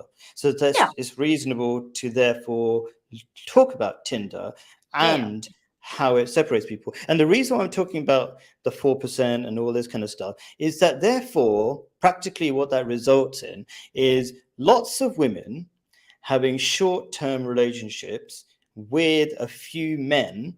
And I think this is very accurate way that Jordan Peterson talked about this. He said, therefore, for those men to have a relationship with so many women, they basically become psychopaths. So people who are not used to um, what's it called, psychological terminology. They think psychopath means killing people. It No. means people who are detached. Yeah. Okay, and it's not healthy. They become I Well, they become yeah, I don't. sociopaths because you're Yes. born a psychopath. You cannot become a psychopath. They become sociopaths. Oh, okay. Yeah. Yeah, yeah, that does People are make born sense to me. yeah, people are born psychopaths. You cannot become a psychopath, but you can become a sociopath. Oh, Like okay, psyche is like yes. born sociopath made. Yeah, that's a really good point, because I do agree with that, because Jordan Peterson has explained that psychopath means somebody whose nervous system is less affected by social norms and things, or Well, expectations. psychopath So is a yeah, person who's devoid of empathy, and it's to do with a lack of, I think, gray matter in their amygdala or prefrontal cortex. But yeah, sure, I mean, there's a very small percentage of people who are psychopaths, but people sure. can become sociopathic. Yeah, Yeah, absolutely. and it sounds terrible, but it's not necessarily a bad thing, because a lot of CEOs or business leaders are psychopaths, because they just have to take uncomfortable decisions, and there's a space for that. And I think there's a spectrum, let's just say, Yeah. I think. But anyway, so I think we are social. So to make my point, we are social beings. We need to be connected. We don't want to be tossed out like yesterday's iPhone, continuously being replaced by other people. We need stable relationships to feel, for long-term relationships. If all our relationships are falling apart every 5 seconds, you don't feel you can lean on anybody, depend on anybody. That's a really Yeah, unhealthy, yeah. dangerous place to be. And having said that, it just reminds me, you even said in some of your videos that you agree that, and I think even in this video, you said in some ways, you said that having lots of relationships is probably not good for you. So having lots of short-term relationships isn't the same as like, having like recreational sex. I do agree that like having short, because if we're talking about like relationships in the sense of like you're with somebody versus you meet somebody, maybe you get along and you have like a sexual thing, that's obviously not the same thing. But I completely agree as well that like having lots of short-term relationships can have a quite negative effect on you psychologically. Because What's I the actually difference? Can you explain that to me? Like, what's the difference So, between for example, if recreational you have sex? Because I like think four recreational boyfriends, sex, girlfriends, sorry, I just want to clarify. So, recreational sex, when you have sex with somebody, there is automatically a relationship, because in your mind, I think it's necessarily true, because in your mind, um, you need to feel a connection, because if there's no connection, it's like what happens when you have rape, when you're raped. Do you know what I mean? There's no connection and you're having sex. Do you know what I mean? So there has to be a positive relationship. So sure, I but it's don't not believe there's a not there's, relationship. It's, yeah, it's go more on. like, for example, if two people meet and they have like a one night stand or like a fling or a casual sexual encounter, I mean, it's there's a kind of understanding that's what it is. It's an understanding of like, oh, we're doing this, and it's not like necessarily like, oh, we're going to be like a couple now, kind of, if that makes sense. Whereas if you're like actually with somebody, like you're Yeah, actually a couple, like you say like, I don't know, you're exclusively like seeing somebody versus yeah, you're just sleeping with somebody in a kind of recreational sense. Um, yeah. I think that's really, personally, I can see that as being really damaging. I'm not being difficult. I think, because no, I think there's you're not. always No, a I mean, relationship. I just think it's more complicated than the mainstream media puts it because as well, for example, people don't understand as well that sometimes like a person can really want to be in a long-term relationship, but it's not really straightforward. Like I mean, yeah, I can say this from personal experience. It's like I don't think I ever I don't think I ever necessarily went to seek out short-term relationships or even like casual sexual encounters. It's more like because my goal was, I wanted to have like a long-term relationship, but it's like sometimes, for example, so you can get into a relationship with somebody, especially if you're very young and very inexperienced, and they can be like quite a very negative influence, and then that can have like a very negative effect on you psychologically. Because, like, for example, a lot of people they get say into you say like abusive relationships or where they're like taken advantage of, and then that ends up having like a really negative effect on you. So it's almost like the person doesn't know where to go after that. And sometimes I think when two people get together, like in a relationship, you do kind of think, oh, I hope this is going to last for a while. I don't think anyone ever really plans for it to just end after like 2 or 3 months. And this is where I think the Hmm. problem is. A lot of people just don't really understand this because maybe they haven't experienced it themselves or they haven't actually seen the difficulties in it. And I don't want to talk too much about myself, but Hmm. I do know this like very, very well. Like it is very, very, very, I think it's a lot more difficult than people actually think. It's not so What is easy to just difficult to have a long-term relationship? well, yeah, it's not like an easy thing Yeah. because sometimes, for example, if you're not very emotionally mature, or if you're not, say, comfortable in yourself, or if you might meet somebody and you really want things to work out and they just break up with you. And like sometimes there's just nothing you can do about it. And people just don't understand this. They think, oh, it's so easy. You'll just meet somebody and have a relationship. It's like, for example, I was in a relationship recently that lasted 6 months. And when we got together, like we both thought we were going to get married, and actually, in fact, both so my relationship just gone and relationship before that, like both these relationships, I was in them and they were very, very good guys, good relationships. I was with both of them. I thought we were going to get married, and there was just, you meet, you're together, and then you start to realize, oh, there are actually all these incompatibilities, and people just assume.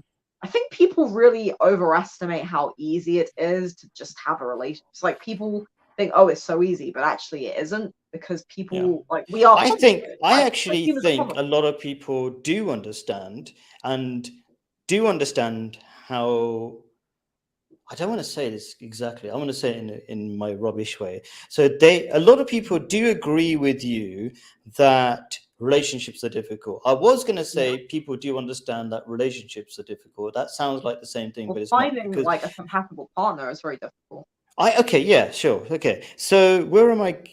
Okay. So I was supposed to say some verses of the Holy Quran, and now you keep bringing certain things up, which make me think I need to say them now, which would be a really good time. Okay. So I'm going to quickly say them, and I try to explain why they're relevant or have any why they're relevant. Okay.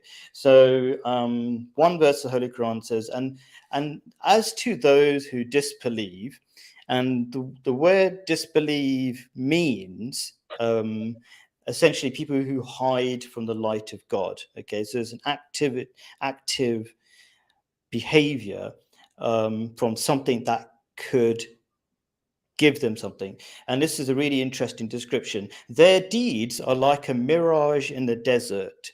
So a mirage is a very interesting illusion. So in materialism, we suffer from following illusions of different things. If we had this, we would be happy. If would have that, we would be happy. But mirage is a particular kind of illusion, which I think is well chosen by the Holy Quran in this case, which is you chase something and you think it will make you happy, but when you arrive, I mean, you must do. I mean, you know what mirage is like? Yeah, yeah. It's an Yeah, illusion. it looks Like it's like in the desert. water in the distance, right? Yeah.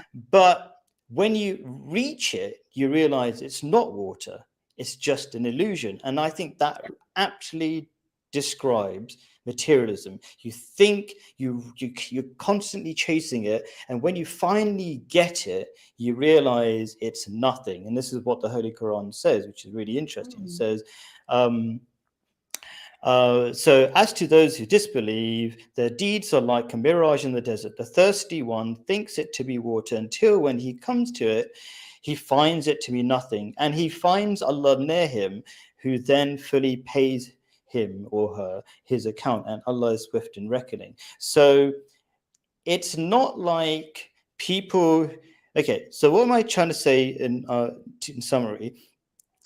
If you don't believe in God or have a connection, spiritual connection with God, you will constantly be lacking or missing something. There will be a hole that can never be satisfied. And therefore, you will constantly be addicted to different things. That's so funny because that's literally what they say in Alcoholics Anonymous. They talk about spiritual bankruptcy and they say, like, if you're not connected to a higher power or you don't feel connected to something greater than yourself, you'll fill that hole in your cell with, alcohol, excessive sex, drugs, love addiction as well as a big problem. So that's really well put. Well, no, and I'm a big fan. I don't know how to put it, but I'm a big fan of all these movies that talk about, is it the 12 steps? Yeah. Is it 12 Steps? Right. Yeah. There's Yeah. one of my favorite movies ever. It's called He Won't Get That Far on Foot. Do you know that one? Basically, it's all about the 12 steps and going through the 12 steps, and it's really Yeah. beautiful. Maybe I'll put a link to it. Yeah, so yeah, basically how he overcomes his trauma through going through the 12 steps, and it's amazing, amazing movie. Oh, that's brilliant. So and yes, the 12 steps are based on Christianity, but that's not a surprise to me that they're similar to Islam, because for Muslims, it comes from the same source. So Christianity is lost and got mixed up with, man-made stuff in there, but there's truth in there. So it doesn't surprise me at all. And that's why I really do like the 12 steps. There's so many beautiful teachings. I think one of them is to help people, isn't it? Like, is that one of the last Yeah, steps? concepts are really designed to help people from recovery, but they do much more than No, that. no. They're When I really say like help very, people, if you're an yeah. addict, to really overcome your addiction, you have to Yeah. help another addict. Is that one Oh of the yeah. last That's step steps? 12. Yeah, that's step Yeah, 12. That is sponsorship. Yeah. yeah. I think that's I never very got much to in that line one. with Islam as well. But I won't get into that too much. So yeah, and so the only way the Quran also says, as a sort of a remedy, but this is the short version of it. It says, where is it? It's so short, but I just don't want to misquote it. Or maybe, it is in the remembrance of Allah. That is just God, the one true God, that hearts can find comfort. So that, as well as the teachings of Islam, which make relationships easier to be had. Okay, so like you have to have a spiritual connection with God, but you also need your basic needs met, which is like having sex. And the people who have the most sex are those in long-term relationships, because you just have it on tap, as it were, relatively, Well, right? that's the idea, but unfortunately, there are people who are in long-term relationships, they're in sexless marriages, Yeah, or they're not getting sex from their partner. Like, for example, prostitution, yeah, what would cause prostitution to arise? Prostitution, I think I mentioned this actually in one of my videos, prostitution yeah, arises when people are not getting, well, usually men who are not getting sex from their wives.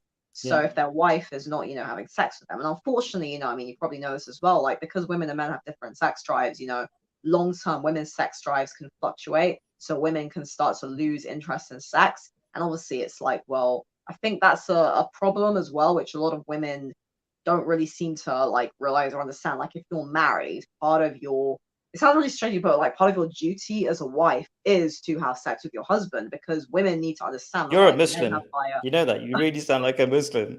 Well, I don't think Anyway, that sounds. To me, that's not Islamic. That's that's just again very like common I sense. mean, okay, But maybe it's true to Judaism as well, I think, well, I and think that's just Christianity. common sense. They Yeah, probably say that in other religions too. It's like yeah, if you're married, part of because women have lower sex drives than men. And because, if you don't want, I'm sorry to say this very bluntly, but if you don't want your man to start going and, wanting to cheat and sleep with other women, and, a lot of feminists would say, oh, well, you can't say that it's sexist, but it's not sexist. It's the sense of like understanding that a man and a woman is different. And that for a woman, you are going to not, it's just natural. Like most women just don't have as like high sexual drives as most men. As even women with like very high sex drives don't necessarily desire sex to the same extent that most men do. So mm, if you're in a marriage, the woman as a wife, you should be having sex regularly with your husband. Doesn't mean it has to be every night, but a couple times a week or whatever, like to ensure that there's satisfaction, because mm. sexual satisfaction is important. And I think that a lot of men would go out and go to prostitutes, and it's really sad how these women get called whores because they have higher than average sexual drives, and yet they're the ones who are actually almost providing a service for all those men who are not getting sex from their wives. I don't And know this if is what I don't think prostitutes are necessarily happy to be prostitutes. They no, don't no, no, necessarily have no. I agree. I higher don't think sex drive. prostitution is good for society either. But I'm saying, No, as in, but like, this is where it comes from. You know what I mean? I thought you were saying prostitutes just have higher sex drives, but I don't think that's necessarily the case. They're basically having sex and they don't want to have sex. Well, I mean, I think, a woman, most likely women who would get towards prostitution probably have higher than average sex I drive. think there's a lot of abuse and unfortunate circumstances that That's what I understand. I don't think it's a choice for a lot of people. Yeah, I mean, I guess I'm thinking more about, say, where prostitution is decriminalized, like, for example, in Amsterdam, the women there, because I've been to the Sure. red light district in Amsterdam, and I Yeah. think most of the women there would say, oh, yeah, we're here because we want to do this job. I mean, I agree with you as well, Okay. because I used to be very pro-prostitution, but now I actually Hmm. think that actually prostitution is quite unhealthy, because actually I think ideally, we wouldn't have a society where people feel like they have to go to because it's like, why would a man need to go to a prostitute if he was in a sexually satisfying relationship? Yeah. And So it's let like, me what's the quickly problem? jump onto that point, because I think you made a good point. There are lots of sexless relationships, but despite that, statistically, people who are in long-term relationships have the most sex. I think it was like 95% of the sex, some ridiculously large number from Yeah. what I studied. So what that means is, despite loads of people reducing the average by not having sex, because they don't understand how relationships should work, they haven't this is another very interesting point about why relationships failed, because they haven't understood each person's duties and how each Yeah. person is different and how Well, each person taught participates. we're not They're taught how not, to have I relationships. tell you what, People are yeah, not. you say they're Yeah. not taught, but guess who is taught? Okay. Religious people. They're very explicitly taught what their But again, that doesn't, duties are. that they're taught in a much more, I don't know, manufactured way or whatever. Like, again, this is just because somebody's given instructions doesn't mean they're going to necessarily follow those instructions well. Like, it's very easy to say, oh well, just because somebody's religious, they're told. But actually, you can be religious, and again, if it goes back to the whole thing of, like, if religion says no sex before marriage, then a person might actually, like, that's where you end up with, because I've seen, like, videos of, like, atheists who are formerly Christians talking about why they stopped being religious and saying, like, oh yeah, it's because I felt like it was too restrictive. I'm just saying this to kind of, just give the other side what you're Sure. saying. Yeah. I'm sure what you're saying is tried and tested, but I do think it's important to see the other side as well, as like how some people who are raised in very religious backgrounds might actually find it to be very repressive and strict, hence why they end up like leaving. And I also think it gets a bit dangerous when we start saying, oh, people are happier if they're religious, because you don't, like, just because somebody's following a religion doesn't mean they're following it properly, doesn't mean they're actually happy, doesn't mean they're actually keeping up. And again, we gotta, I mean, again, I haven't really looked into this, I haven't looked into data on this, but what about all of the atheists who are happily married? Like, I don't think that one that needs to be religious to be in a happy relationship. One can, I mean, it's funny how you were saying how everything I'm saying is Islamic, yet I'm not a Muslim. So it's like one can very easily be following, these good maxims about, in a relationship, this is how it is or whatever, without needing to be religious, if that makes sense. Yeah. Okay. So let's talk about this. So you could have an atheist. There are atheists probably that follow these same. I can wait for you. Don't worry. No, it's funny. I turned the lights on, but actually it looks better off, which is. Or funny maybe are you near a window by any chance? Yes, I'm right So near a window, like in front of my window. maybe it's getting darker outside, but it's probably not. In England, it doesn't get dark anymore, does it? Like it's like no. Well, it is kind of light, but my room is like quite dark. I still look quite bright on the camera, which is nice. But picture looks great, I think. So I just just think. By the way, Khaled, I just apologize for. Yeah. I'm so sorry I cut in front of you. It's not because I just get very excitable when I'm talking to people. So I'm sorry when I like cut in or whatever sometimes. No, I don't think you're doing that at all. That just reminds me of this. It was kind of funny, and you were really overly polite. I don't know what it was. And pearly things when they were telling you to stop talking. Yeah, because you were saying I thought they were a bit harsh, but yeah.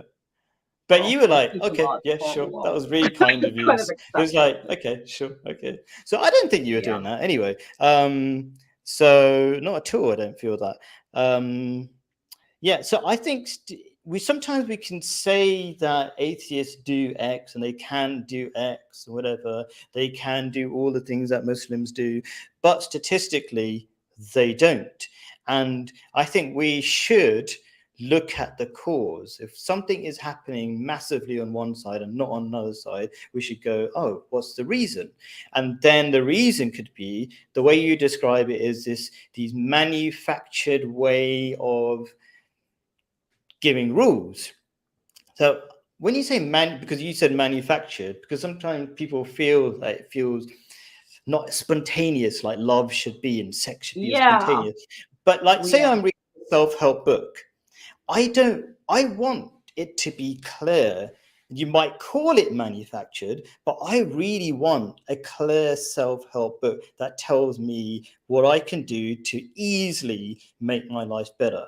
Even if it's black and white and boringly said, I want it just boringly said, just tell me how it works. Because I want my relationship where's the chance for, again, that's again the whole middle ground between, because I guess with religions, they do provide that structure and that framework, but then you think to yourself, where's the chance for like personal exploration within that? I mean, I don't know, like that's what I kind of like about Buddhism, because for example, Buddhism doesn't really say you have to do this or that. It has like, say, like for example, the Eightfold Path or whatever, like the Four Noble Truths. It kind of gives you a framework, but then you can still kind of figure out your own path within that. So it's like, here's the kind of general thing, but it's not saying you have to be like this, and this, and this. Statistically, it's the worst religion. I'm being brutal here, right? What do I mean by that? Because a lot of people go for Buddhism because they don't like the idea of rules, but it's the fastest dying religion.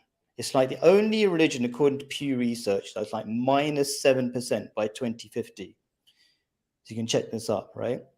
So the outcome of not having clear rules, the outcome of not having a really nice self-help book, which I call the Quran, is you get a lot of mess. Like, oh, you can do it any way you want. And I know loads of Buddhists, and it just there's mosquitoes trying to attack me, right? A lot of mosquitoes here.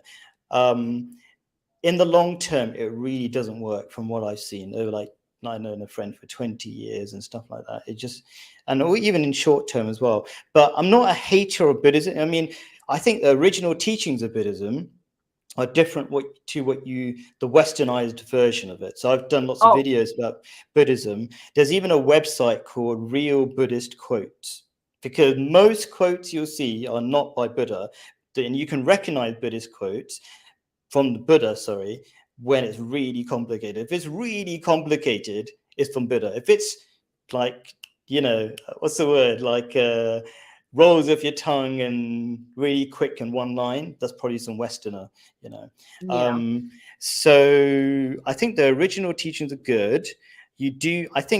I'm purposely not trying to make it a long debate. I'm just like, you say this, I suggest that, and let the audience think whatever they want.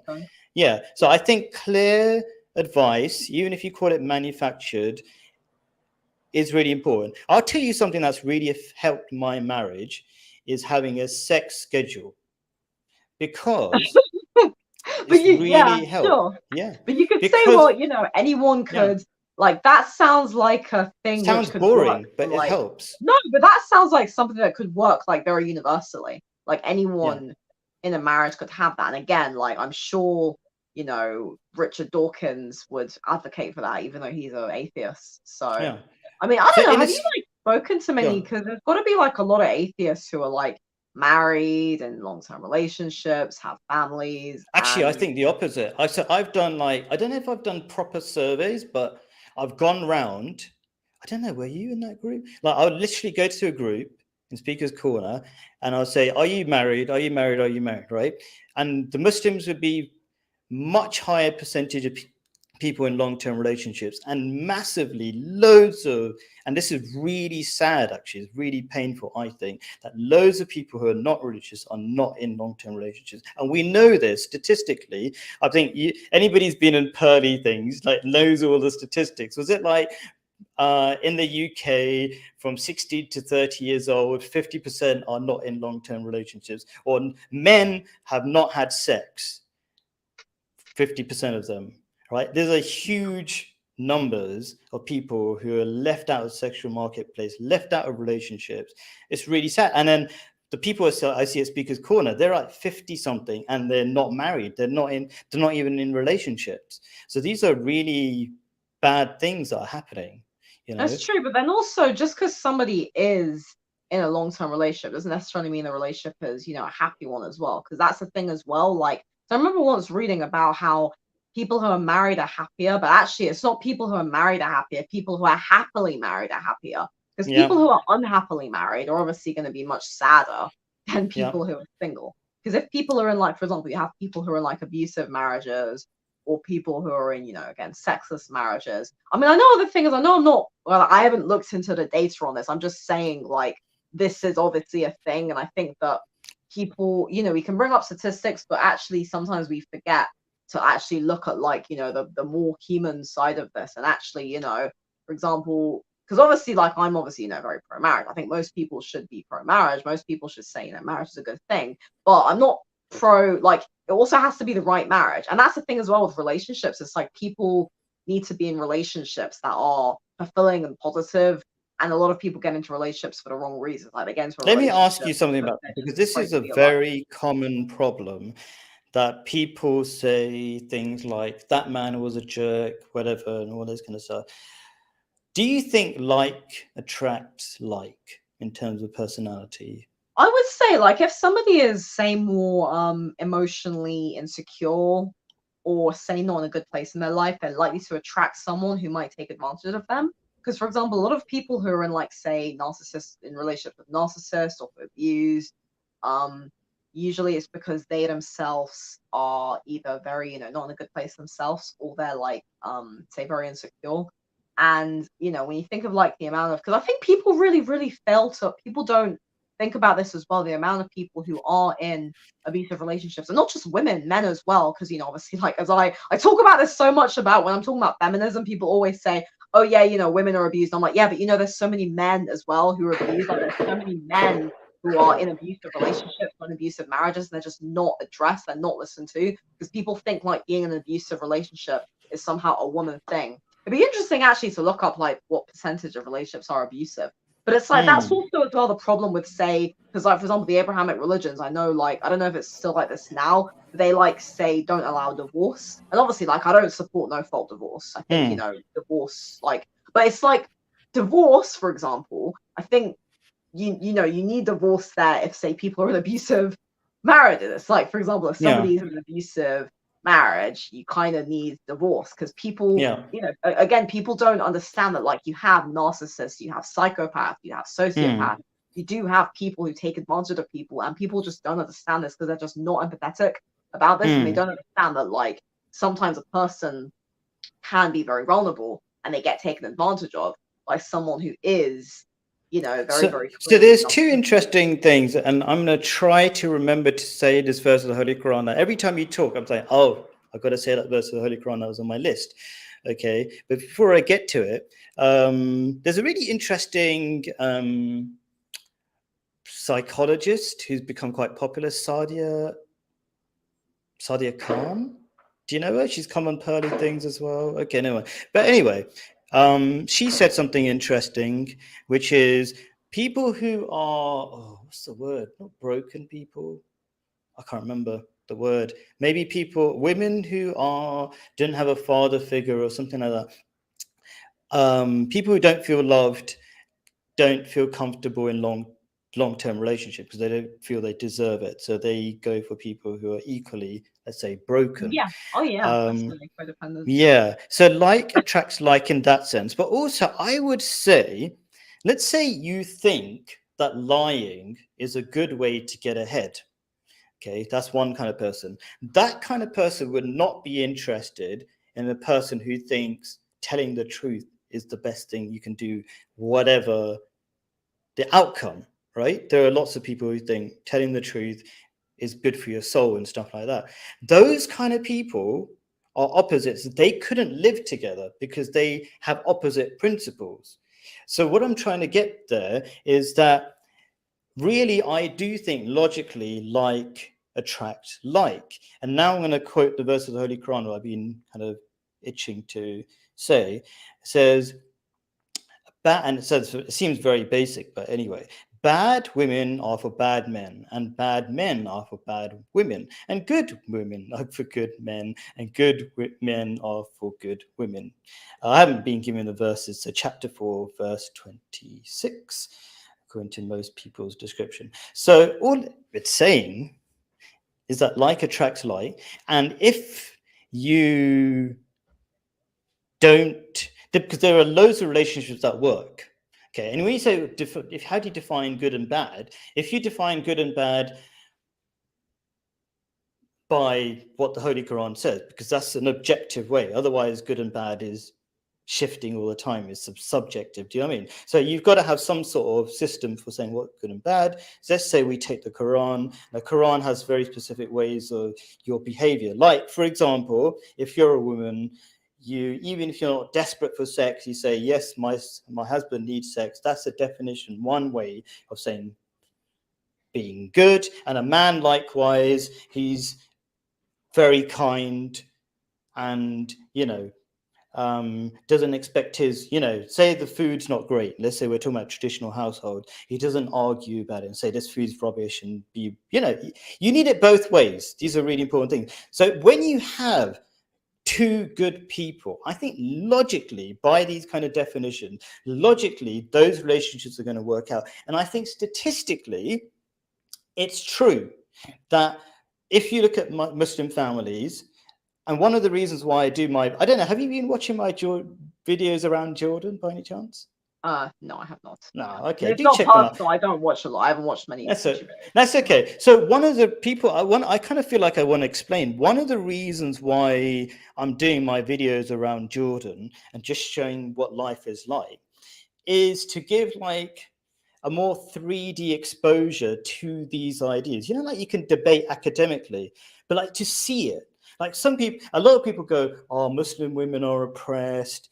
And then I will show you all these videos, and they're the happiest people there are, like far happier than the depressed West, which is not just women who are depressed, it's everybody increasingly getting depressed, just statistically, right? So, and you don't have that in these Muslim countries. And why should you?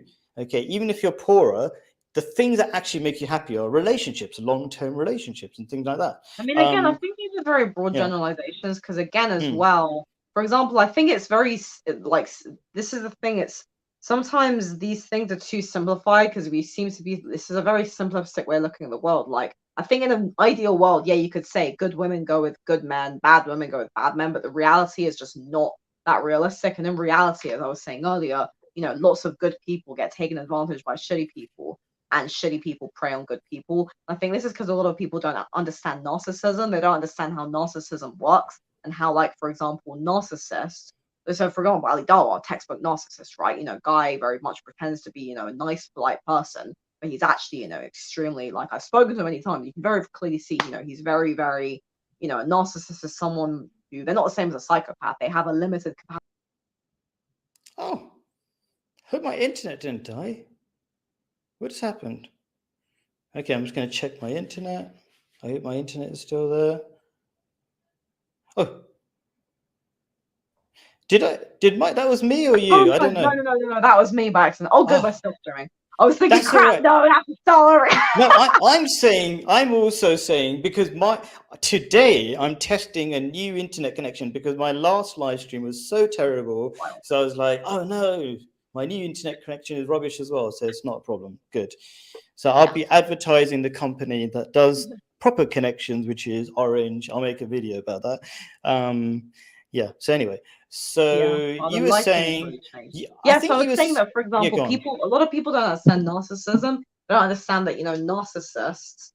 Oh, I moved. Oh, the lighting was so much better before. It was so good. What happened? I mean, you've got a glow around your head. It's okay. It's not a bad look. No, it was actually better. Yeah, it's just completely dark now. No, it's okay. I think it's fine. The colors are better. The more kind of, I know it's a little bit. I mean, look at my picture. It's not that good. It's got a massive light on one side of my face.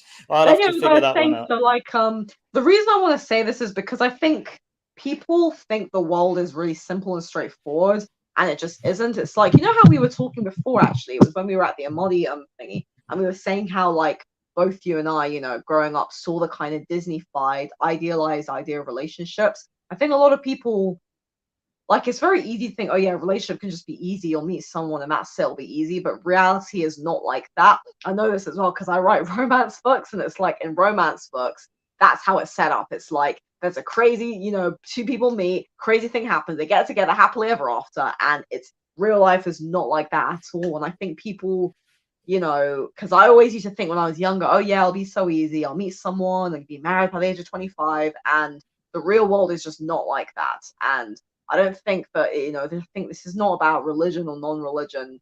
Again, this is going to be my very kind of, I guess, humanistic perspective. It's like people, because I think people are fundamentally complicated because we all have a very complex psychology, and as well because in a society we're not really taught how to have healthy relationships. We're not really taught about things like self-love, emotional intelligence, emotional maturity.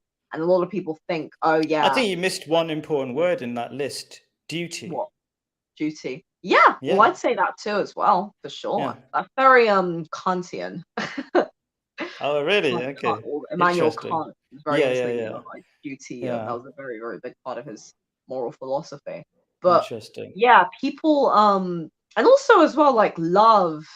Because what is love? People think love is just like romance and lovey-dovey-dovey, but it's not, is it? It's about, obligation, as you were saying, doing things for your partner. Like, actually, I think it was on Pearly Thing's show.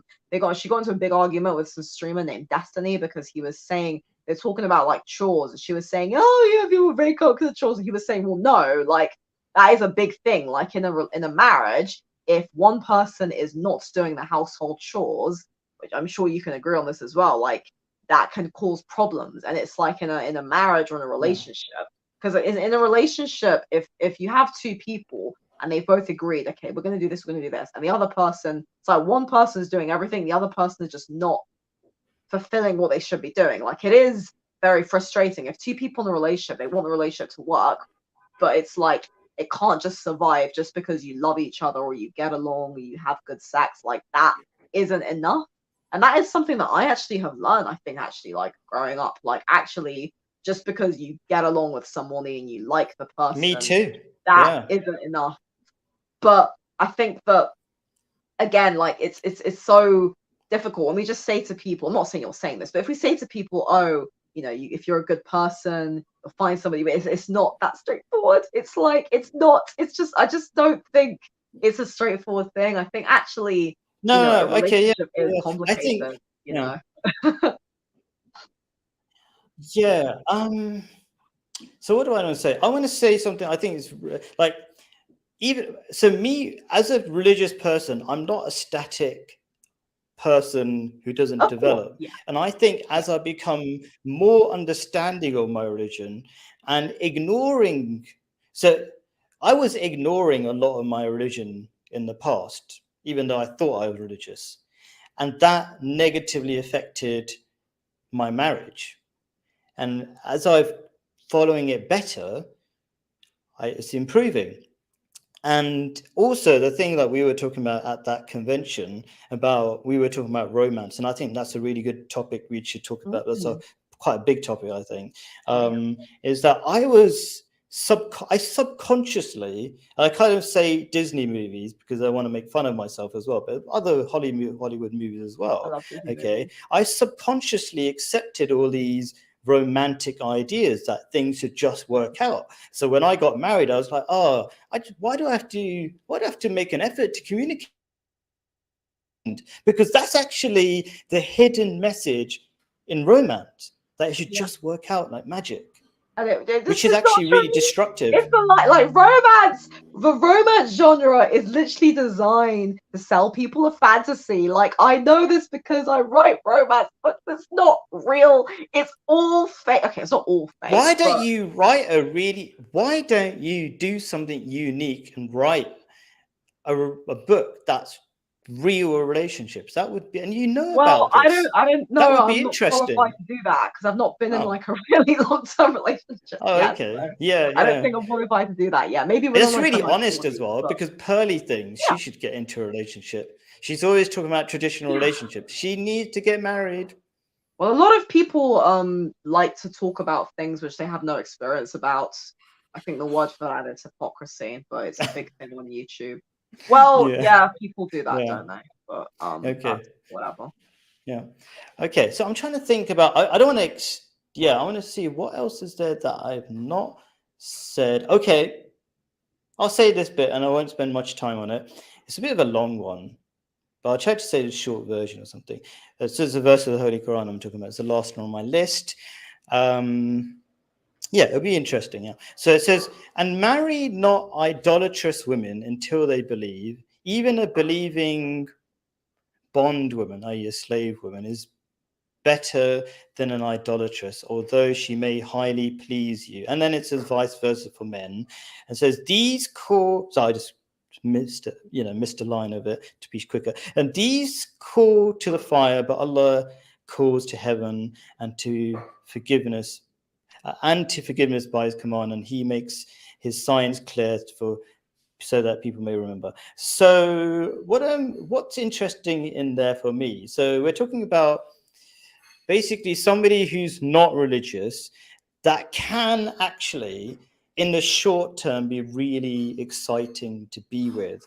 And I think that is the pull for many people. They think about the short term, and both men and women side, because that's, I said vice versa because I was talking about men as well, right?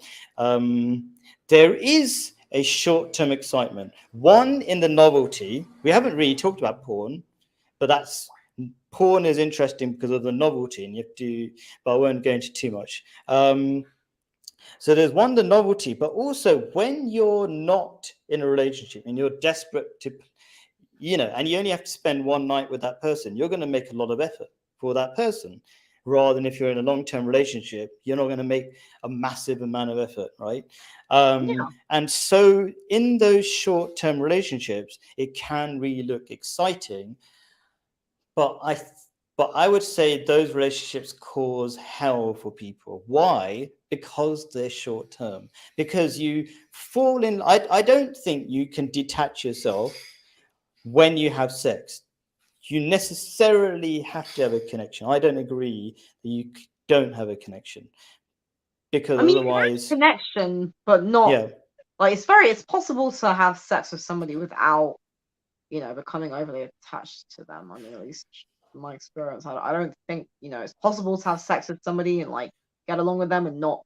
I think, because also people need, I don't know how to tell people, you need more than just sex. You need like, to actually be able to talk and to have things in common. Like if you only have a physical connection with someone, that isn't really enough. Like just because two people are good together in bed doesn't mean they'll be like good for a couple. You might Mm. you have good sex and you've got nothing to talk about. So it's like, Yeah, no, it's yeah, very important to have something to talk about. yeah. So, okay, let me just whiz through this last idea. So, besides, okay, I mentioned the idea about um, exciting sex in the short term, but they hurt you in the long term because you go, oh, that person just ignored me. And I don't think you, let's say, agree to disagree.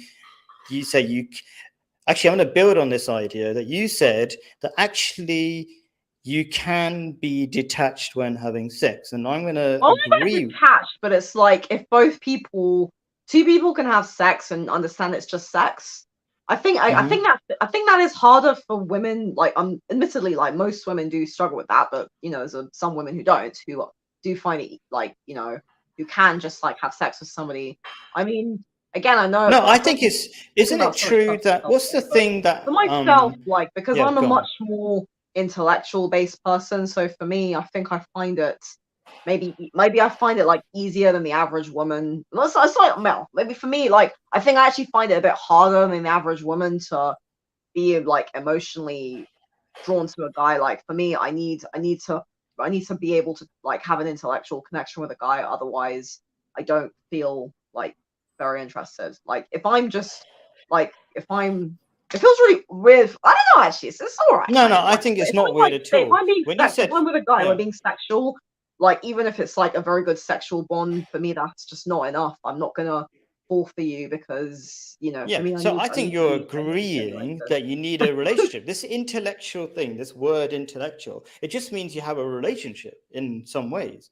It's not like you're But for solving, some you're not people, doing E equals but for MC some squared, are people they you? can, as you were saying earlier, some people don't. Some people can, like maybe some people they have a physical connection and that's like they can then they have a relationship. I don't know, like I again, don't like, I think think they are. people put No, but different I think you're right and wrong at the same time. Let me explain. So I think it's healthy to have, you should have an attachment of some sort.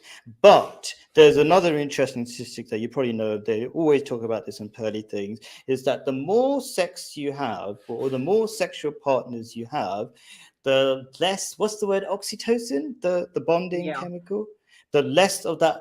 So women, the less of that bonding chemical you have. So That's if you've that, had, that's definitely true. so I'm that not negating that. explains, if you've had lots of sex with lots of people, you're going to be increasingly detached. And you Yeah. might say, what's the big deal about that? Yeah, I mean, you know, The big deal, let me just quickly make the point. The big deal is you're training yourself out of long-term relationships. And this is something, before I forget it. So you said earlier on, there are some people who have, sex, short-term sex, because they are focusing on their careers. And so here's yeah. another statistic that's very common on Pearly Things, is that a lot of people don't intend to be childless, but they keep putting it off until it's too late, especially career women. So it's Yeah. all coming together with a really negative outcome. And that's why, just to round it off, that's why Islam uses this horrible word called sin, because it's saying, you know what? God really doesn't want you to punish yourself effectively in this long-term thing. It does hurt you, and it should sound a bit terrible. It's not because God is horrible. God says in the beginning of every chapter, I am the most gracious, the most merciful. I want you to win, in short. Do you know what I mean? But I've given you freedom, free will.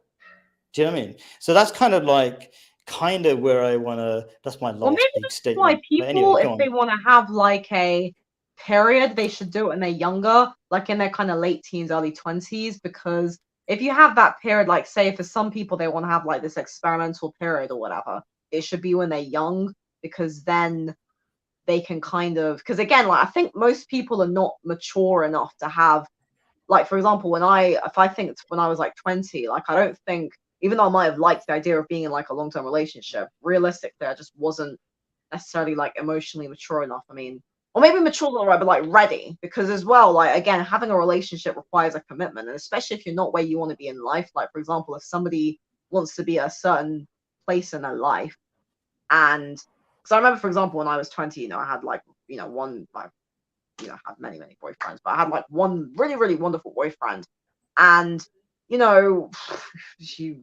I mean, I wanted, we both wanted to work. It didn't work, and it's like it's not always because you can be very good people and it just doesn't work There out. must have been something wrong, though. There must be one thing wrong that Well, it didn't work we out. had a lot of, I guess we were just very different. That's really it, really. Sometimes people are just very different.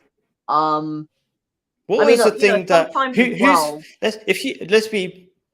let's be difficult. Let's say, whose fault was it? Let's just say, Well, I'm going to the thing break is, this nobody down was as at to. fault.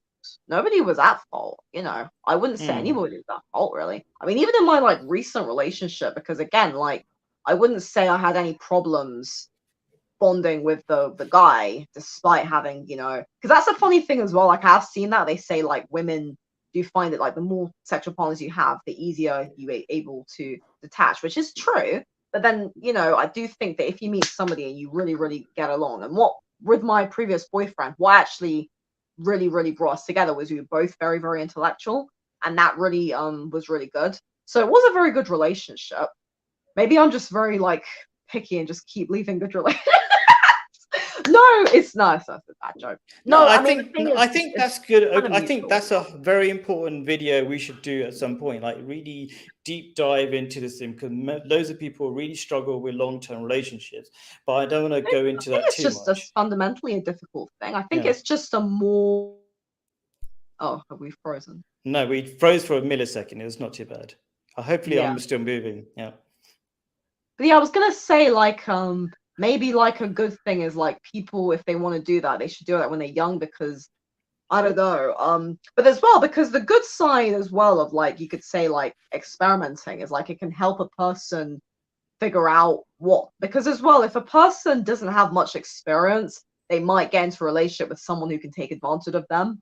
And it's funny because this is exactly what actually happened to me when I was 18, because I didn't have any experience. So I got into a relationship with someone who was quite a bit more experienced than me. And that person really badly took advantage of me. And I mean, okay, I was still like 18, so I was still quite young, but and the person was also the same age. They were the same age as me, but like more experienced than me.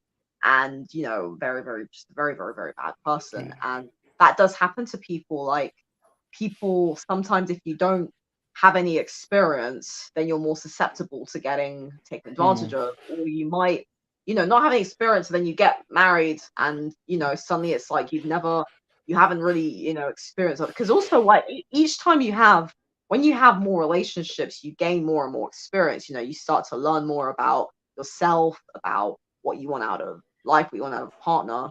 So I mean, I don't know. I don't think it's really a plan or a choice, but I do think I have a feeling like for me in the future, I'm actually going to be thankful that I've had like all of these kind of, maybe not necessarily plans to, but had many of these short-term relationships. And maybe for some people, that's also the case too. Maybe for some people, they actually think, well, actually, I'm glad I had that when I was younger, because now I actually feel more confident and more comfortable in my marriage, because I feel like I've actually had this life experience. And also maybe it's good as well to mess up a bit, because the thing is, if you don't ever make mistakes, if you don't ever mess up, then you don't ever learn. And sometimes it's good to kind of go through this kind of big mess, and for things to be very messy, so that you can come later and go, oh, now I know what is and isn't good. Because it's like if you've never made any mistakes, if you've never like had any, if you've never been heartbroken, if you've never been in like a negative experience with somebody, how are you going to actually be able to handle the realistic of life? It's like when I was like, 18, I had this very fairy tale Disney like princess and you relationship, and now at 26, I'm like, oh, it's actually not. Life isn't like that. And I hope to get married one day. I mean, if I don't, I don't, but I hope to, and I hope that having had the experiences that I've had, it will actually help me to have to be a better wife, because I'll be able to kind of, know how to, treat my husband, and know how to, I almost feel like going through all of these like difficulties or whatever.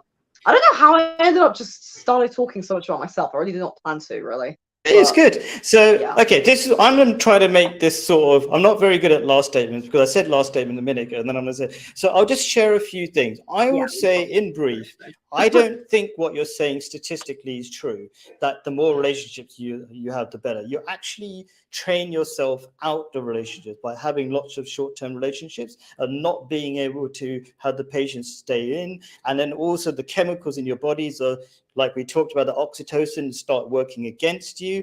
And the most successful relationships I've known are the people who, and this is statistically true, if you're a big Pearly fan, you know all the statistics, which is be a virgin, and you're far more likely to stay in marriage. And like, I mean, that's say not actually true. I've looked at studies about that, and they've actually found that there isn't a huge, like I looked at one study from the Institute of Family Studies, and it actually found that like there was more satisfaction with less people, but it wasn't like a huge amount. And I also saw another study which said like that's because people don't know.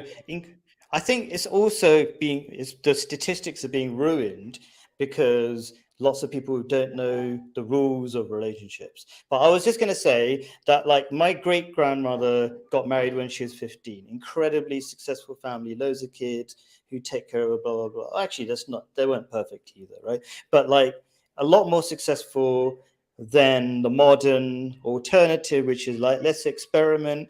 And then the experiments just make you have a terrible view of relationships. I'm not going to say, I'm going to let you have the last thing, because we've done 2 hours. That's a good It's a good Yeah, number. it's such an interesting discussion. No, it was. I think it was jam packed to really useful information, Yeah. really good discussion, and even though we've been disagreeing, it was polite enough. Do you know what I mean? That's I fantastic. mean, You I really think don't. it would be really boring if we agreed on everything. Because your perspective, I mean, I think both, the thing is as well, I think both our perspectives are right. Like, you're probably right in certain things, but I don't really think either of us are, I don't actually think either of us are right or wrong. I actually think we're both right in our own way.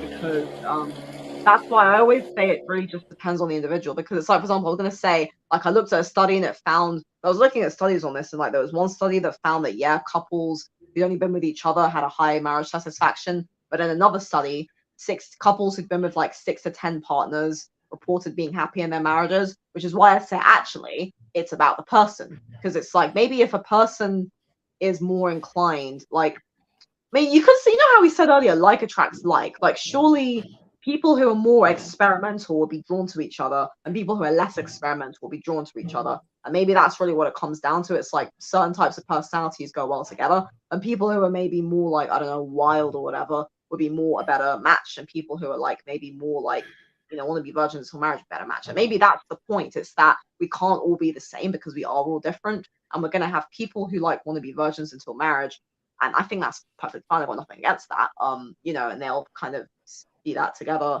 And then people who are like maybe they were more wild when they were younger, and then they kind of have the experience. Because I do think like, I don't think not everybody who has, like lots of, I don't know, short-term relationships when they're younger, like, because again, like as I was saying, that can actually teach you a lot. It can give you a lot of life experience. It can teach you about yourself. And as I'm saying earlier, I think for me, because I think I was very, very, very naive when I was young, and I think now like I'm way less naive, and I think that in the future, if I do get married, I'll hopefully be a much better wife because I had all these experiences. And if I didn't have them, I'd just be like a very naive girl with this very Disney la la view of relationships. I mean, yeah, like again, I think I would have much rather, if I had the choice, I would have liked to get married at 18 to my true love, but that just isn't always realistic, and it just doesn't always happen like that for us. Yeah, Increasingly less, because it used to be normal, that it was possible. We had arranged marriages, so yeah, and yeah, so yeah, that was good. So thank you for rounding it off. Yeah. And I'm itching almost to respond to that, but I think that would be a fantastic, very important video about how to maintain long-term relationships. So we talked about technology and in some ways how it's kind of ruining things, or it's given us freedom that we don't yet know how to handle. That's the way I've expressed about hundreds of things. That's the problem with me. Sometimes I just go on and on and on and on, because I start talking to people. I get so stimulated. It's like, for me, I was going through a checklist. We went through my checklist. For me, went in some order. Maybe I'll publish like the link to the checklist, and maybe hopefully it will give some orders to what we were talking about. Yeah, so thank you so much, and I'm really looking forward to more conversations like this, because it was really good stuff there. Thank you so much. Brilliant. Yeah. Okay. All right. Well, thank you everyone for tuning in. I'm so grateful to be on Khaled's show, and I think if I was a Muslim and you were a Muslim, this would have been a much more boring discussion, because it would just be like, yes, I agree. Yes, I agree. Yes, I agree. Yeah, that's what I've said to certain people, that it's very important that we have people like when you're talking, you're not really talking on your own behalf. You're representing loads of people who think like you. And so let's say, my genuine intention is that, and I don't think you'll take this badly, I think you should get married as soon as possible. I wish that for you, and I wish I would love to get married. Find a really nice person, but to the right person. I mean, I've had 2 boyfriends who I could have married, but it wasn't the right person. I want to get married to the right person for the right reasons, and ideally as well, I said this to myself, I want to be with somebody for 1 year before I get married to them. Because for me, if I can make it to 1 year with somebody because I've never been in a relationship that's lasted 1 year. So if I can make it to 1 year, and I want to like, make sure we travel together, make sure we actually do things. I don't want to just get married for the sake of it. But I obviously want to get married, but Okay, it good. has to be for the And right so what I person. was saying is, like, when you said you disagree with me, blah blah blah, what you're doing is, for me, is potentially I don't want to. I want to be helpful, and my helpful is, for example, you get married, which is, it's not just an academic discussion. It's going to be useful. And when you're saying what you're saying, you're representing 1 million people at least, way more, most of the West, right? And so if I could say something that would help you, it's going to equally help those people. So thank you for being of service in that way. Thank you. No problem. And I think, you're right as well, Khaled. There are a lot of modern Westerners who do think like me and who are not, religious, who are not, maybe like super progressive, but not super, the kind of the middle ground people, really. I feel like maybe we're not actually very represented because there is, there are a lot of people who are sort of just like, well, I'm in the middle. What do I do? So I like the fact that I can provide. That's really what I was all about, really. Like, I like the fact I could provide this sort of middle perspective, like somewhere between the social conservatism and the kind of social progressivism. And that's really what I'm all about. I try to provide that because I hope that you speak for loads of people. And I think there are a lot of people who don't even know what they think because they're so quiet. And maybe you're going to say something and they go, oh, that is what I think. And then I possibly say something useful. That's what I hope. I'm a hopeful person. So anyway, I'm going to stop talking. Wonderful. Absolutely a pleasure. And I'm looking forward to our next live stream. Thank you very much. Bye. Okay. Bye.